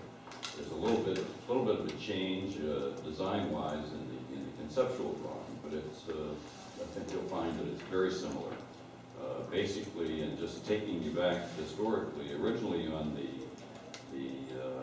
Simon property, which is now the State College and the commercial site you just heard, they initially were proposing 221,000 square feet on 97 acres. We were proposing 147,000 square feet on 90 acres. They're currently proposing 94,000 square feet on 21 acres, plus the college. The college started out with the first phase of 10,000 square feet. My understanding that's now 40,000 square feet in the fixed phase. So they're already up to 134,000 square feet. So we're still going to be at full build-out, significantly less intense than the college and the petition that you just heard, because we remained at 147,000 square feet on 90 acres at full build-out. There are some of the other comments that came up, and I'd like to just quickly go over some of them. The point was made as to what are we doing here this evening, and frankly, the town set tonight's activities in action with the approval of the comprehensive plans for both these projects. All we're doing is seeking to take the following step, and that is to make the zoning consistent with the comprehensive plan. These projects have been vetted thoroughly for, as Mr. Bentz pointed out, for a period of 2 years prior to ever starting the zoning process. Mr. Lip played an integral part in that. He was on the town council through that whole process. Some of the other issues that have come up, the issue of State Road 80. I've had now 3 meetings with the Florida Department of Transportation relative to the issue of their need for drainage ponds for the expansion of State Road 80. The current status of State Road 80 is that funding is currently in place for acquisition of all of the right-of-way, and they are in the process of vetting out the various different basins, one of which is this specific site is one of the basins. And we have been, and Bradley, as he goes through his presentation, I will inject at a point to show you where the state and the town has been involved in these discussions, is looking at a potential pond site on our site, which is up near Collecting Canal. That will be through a cooperative effort, an agreement reached between this property owner and DOT, if we're selected. And right now, our site is, on this particular basin, has been designated as their #1 site. Now that may change, but I don't think so. We continue to negotiate with them and try to finalize an agreement. The road itself is probably another 2 years off, but they expect to have the right-of-way work all completed within the next 2 years. So the road is really, expansion of the road is coming very quickly. Some of the other comments that were raised, If I could, Marty, Sure. just a quick question. Is this being hastened by the development at the Sluggett property because of their? I don't believe so. I think it's being hastened just by virtue of the fact that DOT has somehow pushed forward the funding of this project. That's really what's hastened. I think the needs are there. I mean, this is, Ms. Betts is correct. I mean, this is a major roadway. There is a tremendous amount of traffic on it, and I think that DOT has recognized the need to expand this roadway exclusive of what's happening here in the town of Loxahatchee Road. But at the same time, has been working very closely with your staff in terms of siting these ponds and trying to cooperate to see how the town would like to deal with these things. Thank you. And that's why the siting is taking place up close to Collecting Canal to assist the town, because Collecting Canal is your resource for fire rescue. You know, I can't begin to go into all the details, and you're probably more familiar than I am, but there are gates and everything that hold the water up there before it comes down to the West Palm Beach Canal. But all that's in place, and there's a tremendous amount of cooperation going on currently between the parties, including the town and this particular applicant and perhaps others. But without going into a great deal more difficulty, I think one of the issues that was raised by Mr. McClendon was turning movements, and I think one of you brought that point up also on B Road. I think that the traffic engineers for both sites, as well as the county, have taken a hard look at that. None of these projects, including the college, show a great deal of traffic on B Road other than basically town traffic on B Road.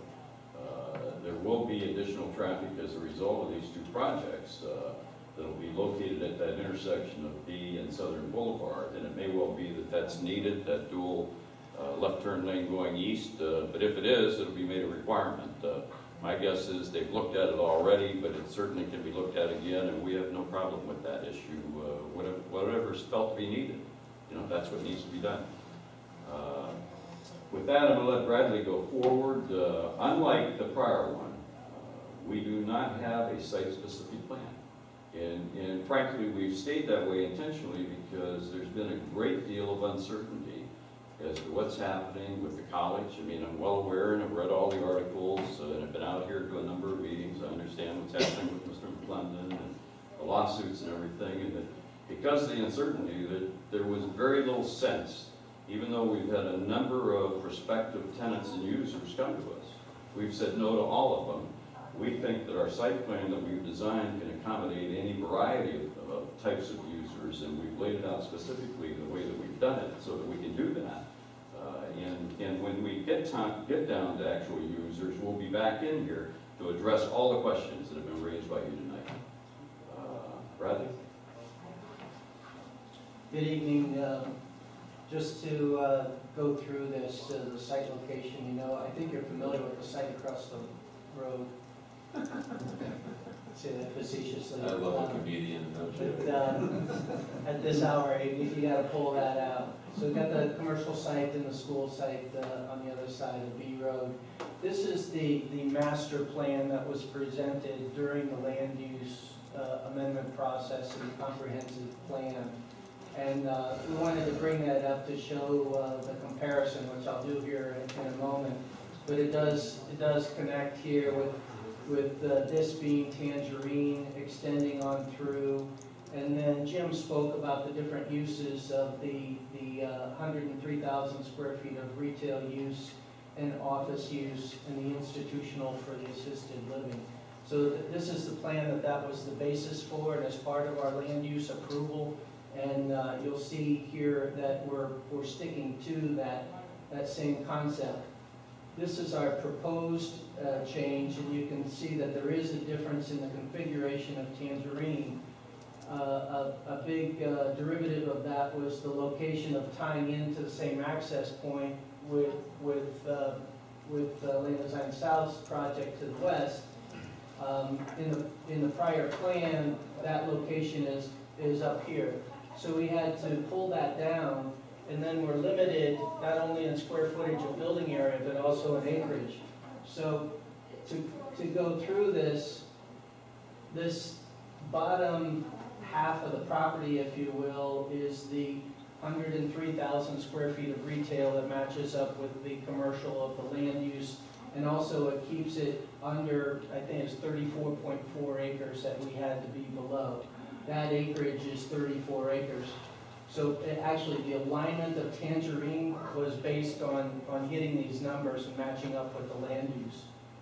I need to point out here, I made this comment when we were listening to the other, I said I made a mistake, and I made, these are pods of office development, those aren't lakes. Oh, okay. This, blue is oftentimes a land use color for office, just happens to be the same color as the lake, so make that clarification. The next part of the project is then this part was supposed to be less than 16 acres, which we're at around 15.87, and that can accommodate the 44,000 square feet that's, again, part of our approval through the land use, so we're sticking with that. And then the third area is the institutional area, which has to be more than 40 acres, which we're exceeding, and that's where the assisted living, the 128-bed component of the project would be. I wanted to point out here in the middle, this big green circle, with the floor area ratios, which you can see here at the bottom, the 10% that Land Design South was talking about, for this part, we're at 7%. We're below the 10%. For this area of the component, the parcel 2, we're at 6%. And actually, we don't know what the square footage of the assisted living facility would be, but in a 40-acre parcel, it's going to be well below what these other floor area ratios are, that percentage of area that's covered by the land. So within that, we're able to create this town center. That's really how we came up with the project name. In this circle, which is a little over 3.5 acres in that circle. And envision some of the similar things that you heard about in the prior application of the activities that could go on there. The idea here is that we do show a little bit of parking around the perimeter of this, just kind of in concept, but if there is an activity, there could be room where this entire circle could be encircled with parking spaces that would be there for the town center activities. I think we can interject right here, Yep. just two things. At the top up there, where you see that darker green spot, that looks like that area right there, that's the general area where the DOT is currently looking at placing a pond. They had originally been looking at the northeast corner up there, and I think after discussions with the town staff, because of all of the trees that are in that area that we want to attempt to preserve, they've agreed to move it over to this area here. Now, we do have, in that general area up there, we do have a wetland area, a marsh area, and they kind of welcome that because that's something that they can work with and complement the marsh area with their pond, and in fact work with us where we can have joint use of the pond, and we've already agreed with them that we'll work with them on pricing, et cetera, because they've got the money to buy right away. But they've said to us, if we cooperate with you and you cooperate with us, will you share by reducing your costs? And we've agreed that we'll talk and work that out with them. But one of the things they've said is that if they have a marsh area, they like that because they can work that into something that's environmentally acceptable and makes sense, and they like those opportunities. Another component of the land use approval was the 300-foot wide buffer that Jim mentioned. The green area along the north and along the east side, that's 300 feet wide with a meandering equestrian trail through it. On the west and northwest sides here, that's 100 feet, so that equestrian trail could actually go all the way through. And then we were talking earlier today about having some There can be some amenities added to that to kind of embellish the equestrian use in there of the hitching rails and picnic areas, whatever that might be. And all of this are details that would be worked out in the site plan process, this again being master plan to tie in with the zoning approvals. Well, at that plus, I think we'd be looking to work with the Greenways Committee and Greenways and Trails Committee with whatever suggestions they have in there. We can things that can be done in there. And I would certainly hope in all the meetings that I've attended and listened to all the things about the buffer area along Flushing Canal, that there certainly is going to be some effort at continuation of an equestrian trail somewhere along Connecting Canal that would connect to this at some point. That this feature would not just be for this project alone.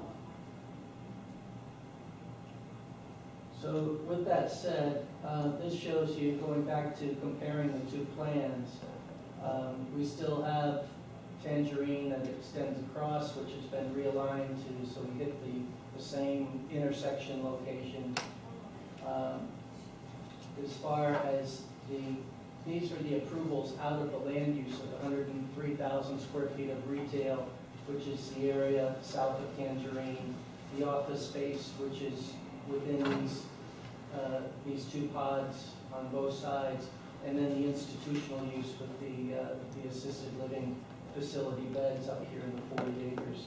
So you can see that we're keeping consistent with the plan, with the biggest change being the alignment of Tangerine. That was really what drove the change. And again, our floor area ratio, the percentage of building area is below the 10%. It's at 7 max, and overall it'll actually end up probably being less.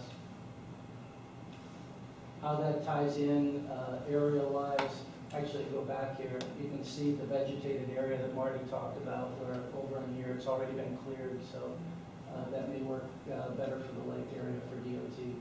This is how it just ties into the overall site. That's the connection that would tie in with the commercial site across the street. I wanted to emphasize that the intersection of B Road and State Road 80 is signalized. This is a detail of Tangerine that was also part of the land use amendment presentation. We fully intend to continue with that same design. It was part of it. We just wanted to show that again, and it does show the two-way traffic and pedestrian areas and the landscape features on both sides. And this was a cross-section of the buffer areas and the equestrian areas along the north and east sides of the property, which are the 300-foot component, and then 100 feet on the west and northwest property lines. Architecture-wise, we pulled these up. Actually, I represented the two applications here in the town of Loxahatchee at the very beginning, one being Loxahatchee Retail and Southern Crossings. Both of these, although not developed, these were the concepts of the architectural concept following the rural guidelines that were approved for those. Everglades Farm Equipment. And actually, I represented that. Yeah, we both did.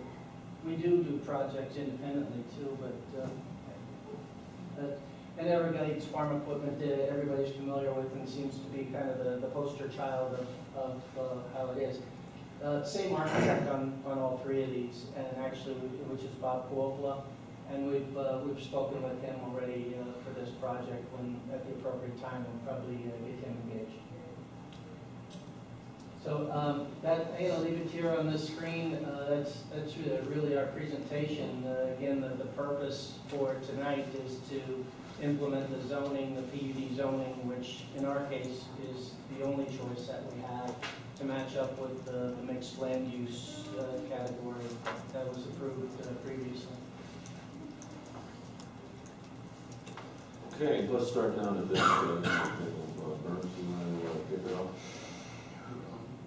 You good? Okay. Burn?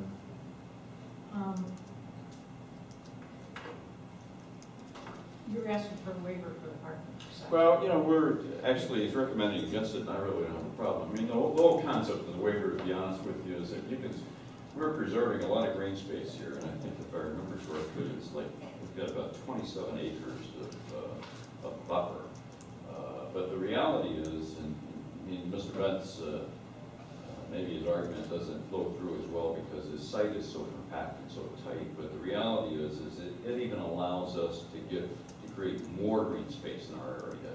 You know, realistically speaking, and I understand this gentleman over here, I mean, there are a lot of people out here that have dualies, and you know, and they ought to be treated just like the other vehicle owners, and they ought to be able to get close up. But at the same time, not everybody is going to drive a dually, and it doesn't make a lot of sense to have every parking space accommodate a dually. I mean, especially if you can preserve some area without having asphalt on it, and that's the only reason for asking for that. Do we need it? No, we can do without it. And I think this is a question for Jim. On the pod on the northeast, no, on the southeast corner of the site, what pod is that? Pod D? The 100,000? Could a Walmart go there? No, because the retail space, the total amount of retail space is limited to 103,000 square feet. Walmart's a lot bigger than that. That's across, the 103,000 is across that entire southern Oh, area. I thought you were talking No, about no, that. not just that one pod. Okay. There isn't one pod there that accommodate anything that size. Everything south of Tangerine. I didn't even know if it could go there, but Jim's answered my question. Okay.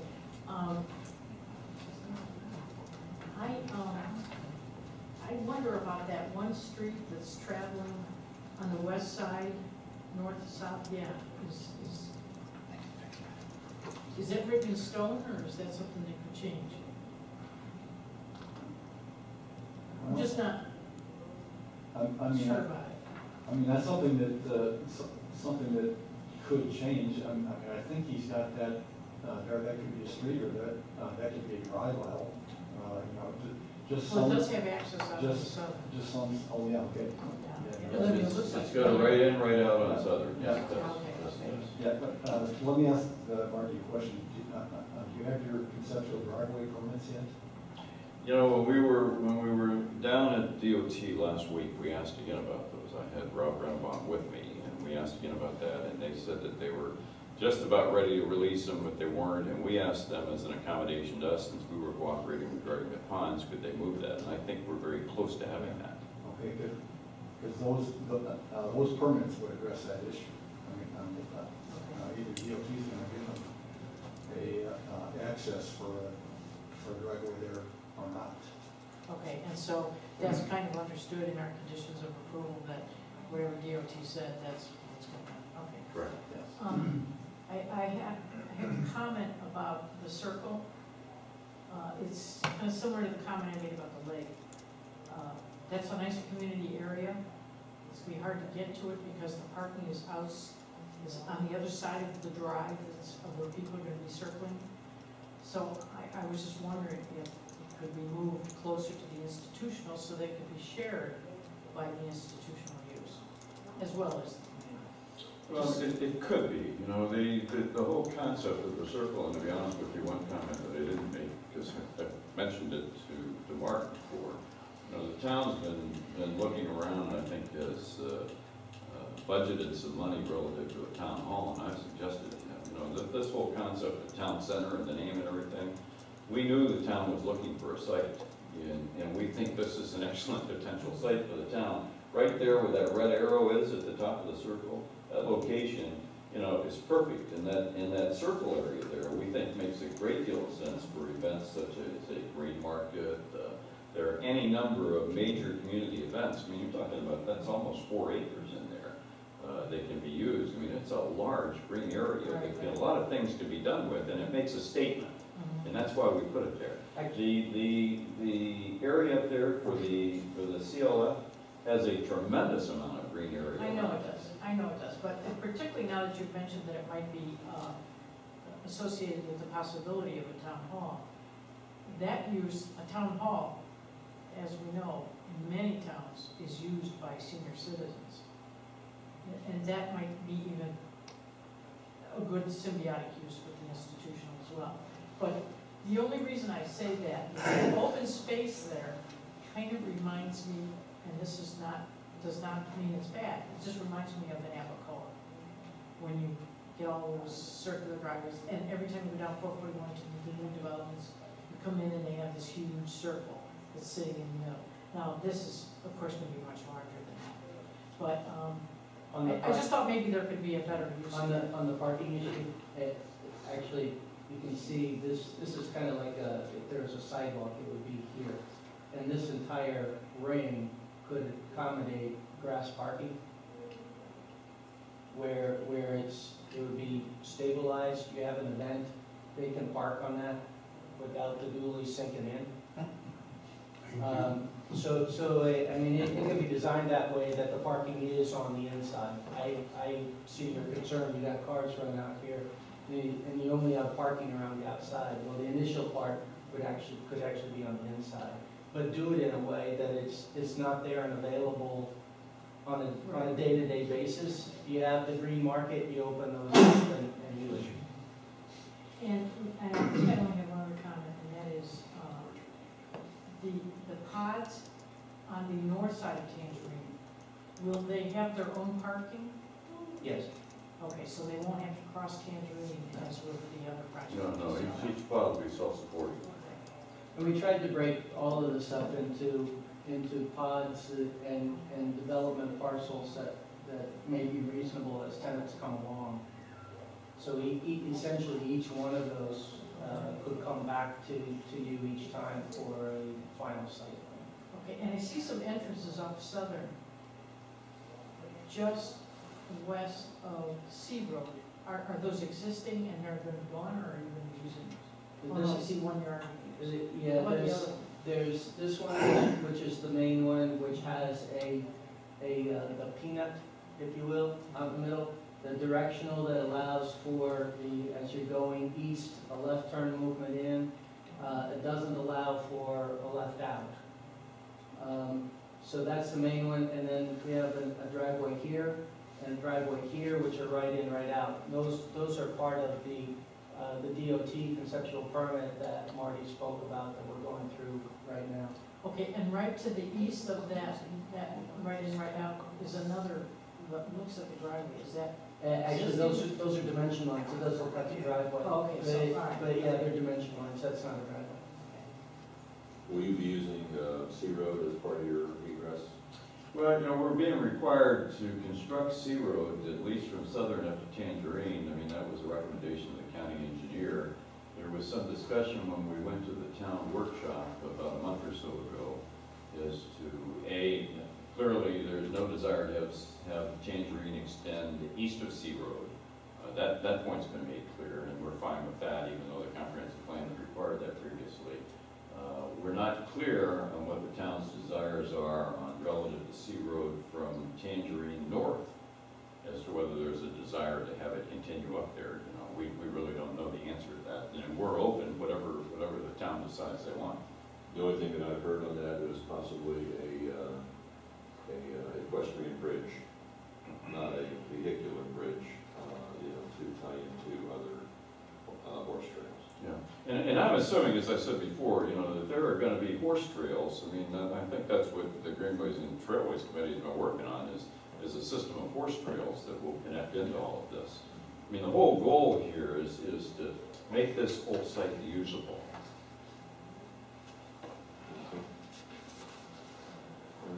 Larry?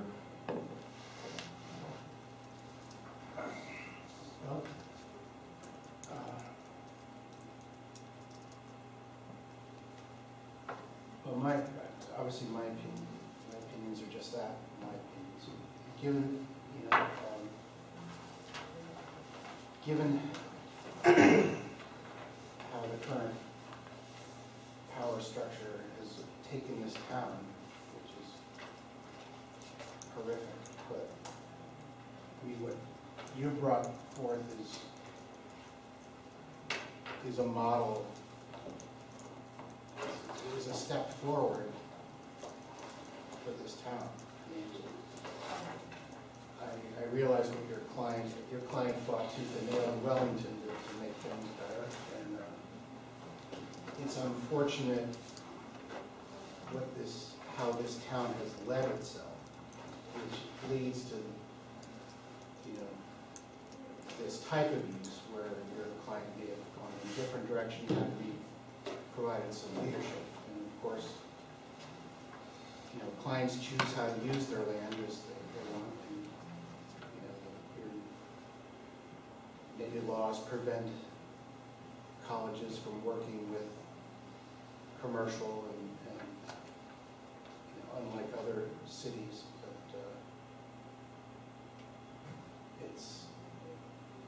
and you don't know actually what's working inside the boxes, but the overall layout is reflective of some of the more modern thinking, or the more current. So I don't know. The other issue is you're going to have 128 voters there who are, in a town that moves on 500 voters, and they may be more urban and lead us even farther down the path of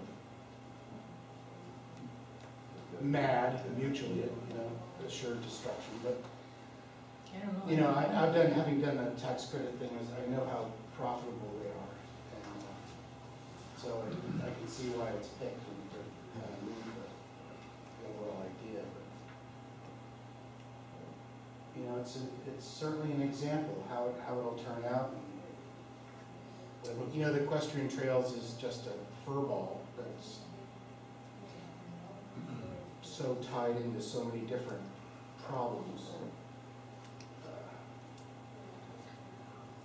Well, it's comment really... this morning. I've listened to you on a number of occasions relative to a number of different issues in the town, from Okeechobee Road all the way down. And I'm not a land planner, but I've been involved in land planning now since the 60s.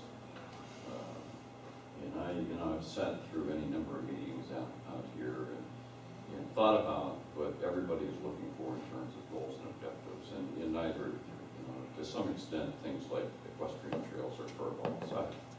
I don't. We sat and we listened to what was wanted and everything, and we tried to accommodate by providing them, and I think it makes sense. But the reality is that there is a very interesting dynamic in this town, which has been recognized since the beginnings of incorporation of the town. And that very interesting dynamic is, how do you preserve agriculture, which is your big issue that you fought very hard, you and your wife, and a lot of other people in town, and I've listened to all the arguments. How do you preserve that? Well, at the same time, you have this thoroughfare that is basically racing along the southern edge of the town. And that thoroughfare is pushing somewhere 50, 60,000 cars a day, and they're racing by at 50, 60, 70 miles an hour. And the only two traffic signals, nodes, if you will, that we were talking about earlier, are at this particular intersection at Finks Forest Drive and Southern Boulevard and B Road, okay, and one that's east of here. And the only time that traffic slows down is at those two intersections. And the only way, in my opinion, that you can preserve what you're trying to do here is by doing something that was envisioned, and that was, well, we recognize we're going to have something done in Southern Boulevard, but what should it be? We don't want to have urban development down there. So you're going to get something that's a kind of a cross. And this is as close as we can come to in terms of achieving something that's a softer urbanized development, okay, that you can then phase up into. And I see Collecting Canal as your real barrier here. And that really is where the battle line is Collecting Canal. And between Tangerine and Collecting Canal is where you need to have that feathering in there, But you don't need to have that intense development that's that .2 that Vince was talking about, or even to some extent the .1. That's why we really pushed hard. I mean, we could have gone to .1. I said, no, let's get this as close to .05 as we can get it, because that's what they're looking for. They recognize they need to have some commercial down there. They recognize that at the outset. But at the same time, they don't want it to be just another urban intersection. Well, the same thing is happening in Okeechobee, and I know your boss would, if, you know, in actually involving the tax credits in an ALF, would have easily understood the concept of, instead of the town just giving you this massive level of development, to have you buy credits, you know, from the owners on Okeechobee, to actually be a receiving site. I mean, it wouldn't, it's obviously not out of his level to accept that idea. Can I just? You know, we turned around and gave you all that. Well, yeah, and part of it, actually, the truth is that one of the concepts that we laid out there when we were going through the comp planning stages were large lot residential in there, and there was a big, long discussion about, do we really want large lot residential in there even, you know? I mean, this was just, this institutional, which accommodated this CLF, the only real justification we have for is proximity to the hospital. We had 40-some acres up there. What do we do with it? You know, nobody could make up their mind what they wanted with it. You know, there was some people wanted to see a CLF in there, some didn't. The concern about votes. I mean, Marge has raised the issue about votes all the time. I did a huge survey of every CLF that I could find in the county to see what their voting records were. Came back and said they don't vote. They don't vote, even though they don't vote. Most of them have trouble getting out of their wheelchairs. Yeah, my thing is that, Just to correct you on that, the Classic, which is a Brookdale senior living community right off of Okeechobee, has its own precinct. Well, that's an unusual one, because I'll tell you, I went through at least a dozen of them. I came in here, I've still got the data, and I'll bring it back again. I mean, I went to every one of them. I said, do your people vote? Do they get absentee ballots? I couldn't find any that did. Even independent living. if this thing had been a receiving site for transfer of development rights from Okeechobee, instead of having commercial meeting 7 p.m. on Valentine's Day, which is the typical kind of BS that goes on here, this would be knocking it out of the park, given the trajectory that we've set ourselves on. So it's kind of like it's not, it's. I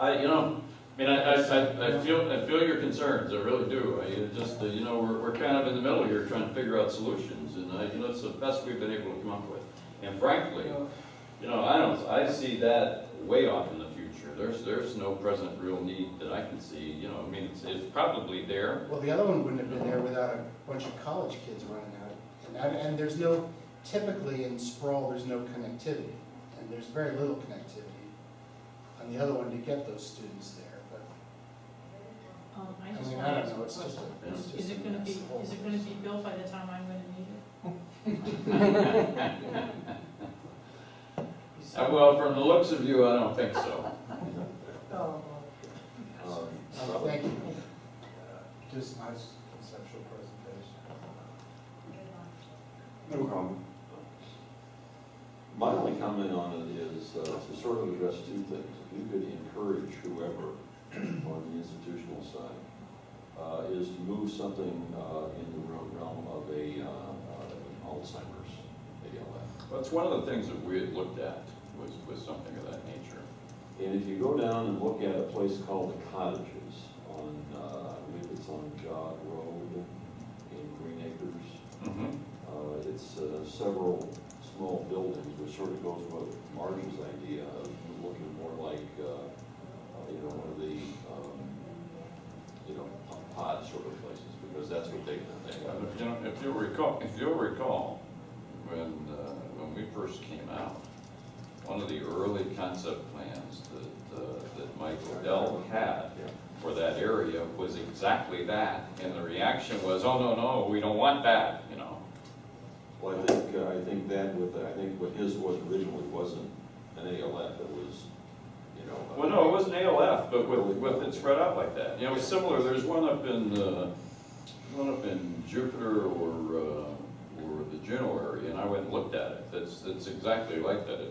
It's one large building, and then they have a bunch of little cottages, you know, and it's all an ALF. The difficulty with the cottage concept and the Alzheimer's is you can't, you need to have them in a contained area. Well, that's what these are. If you go down and look at the cottages, each cottage is a lockdown.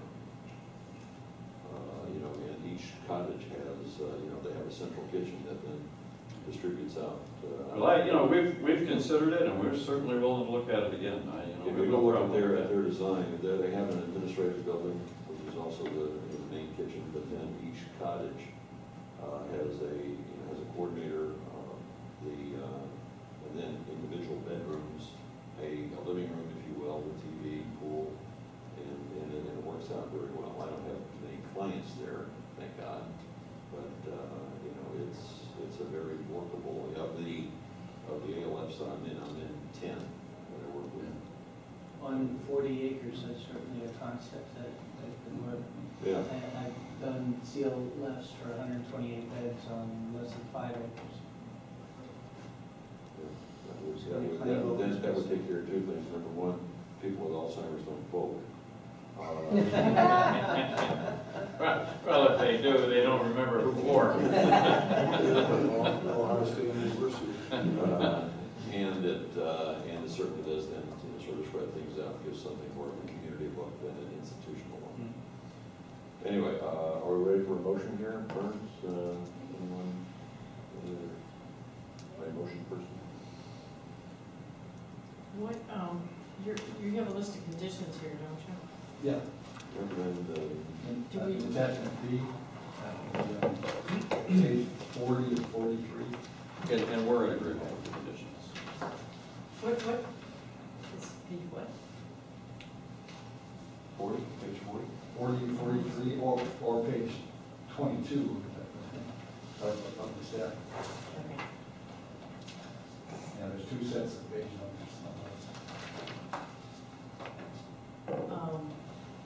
Well, I would move that we recommend to the town council that we accept the preliminary site plan. Is that worded properly? Just recommend approval of the MLUPD would be Okay. most appropriate. Okay. I move what you said.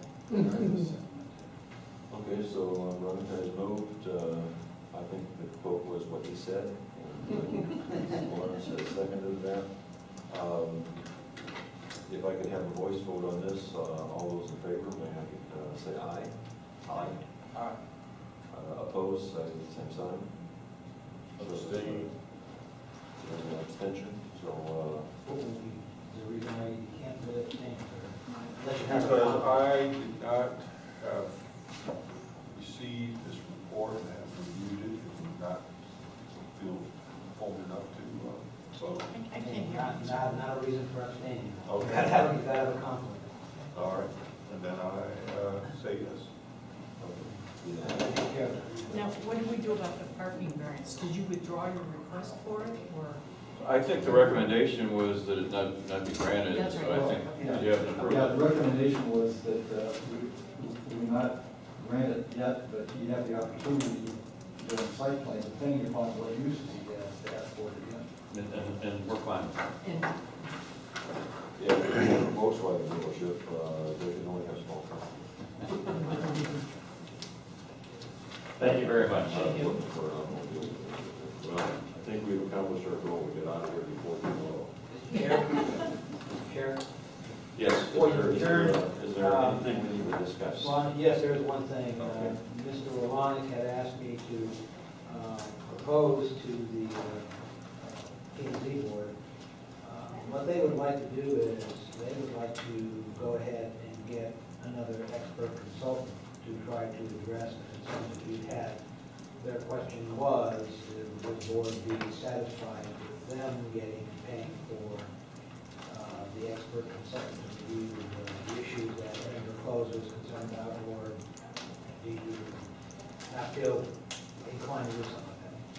am I the only one that has those concerns? Jim had a good suggestion during the break, and I think independent would certainly Yeah, we're, satisfied with the board better. I sit on the planning commission up in Jupiter, and 2 months ago, this very issue came up about the size of parking spaces. And they had a nationally known expert on this issue write a paper, which I have now. I'll give it all of you. And I thought he would be a good guy to see if he might be available. Now, Keith, do you have a dually? Yes. Is your license on that based on weight, or is it based on rubber on the road, or, because I know you're probably paying more for a tag than I am with my Tundra. I think it's tonnage. Yeah, it's curb weight usually. So maybe, Jim, as we discussed during the break, is if Jim could find out how many, maybe you could tell Jim, what the classification is, and we just, how many are in the county, and if you could mail it down to the We'll see if town. they give it to us on the town basis. My concern about that was, it was brought up by a number of members that the residents wanted that size parking space. And I don't feel comfortable going before the residents and saying, well, we approved this because somebody told us it was okay. I'd be much more comfortable if we had an expert come in, or whoever, somebody to come into the town and say, town, we don't care about that, but town, here's what we think is acceptable and isn't acceptable. I think that's What I'm trying to understand, I'm trying to avoid any problems for the town or the OIG in terms of procurement. Yeah, I understand. So, I understand. I'll let them know that if you're not comfortable with them getting somebody else on their dime, then I'll let them know that.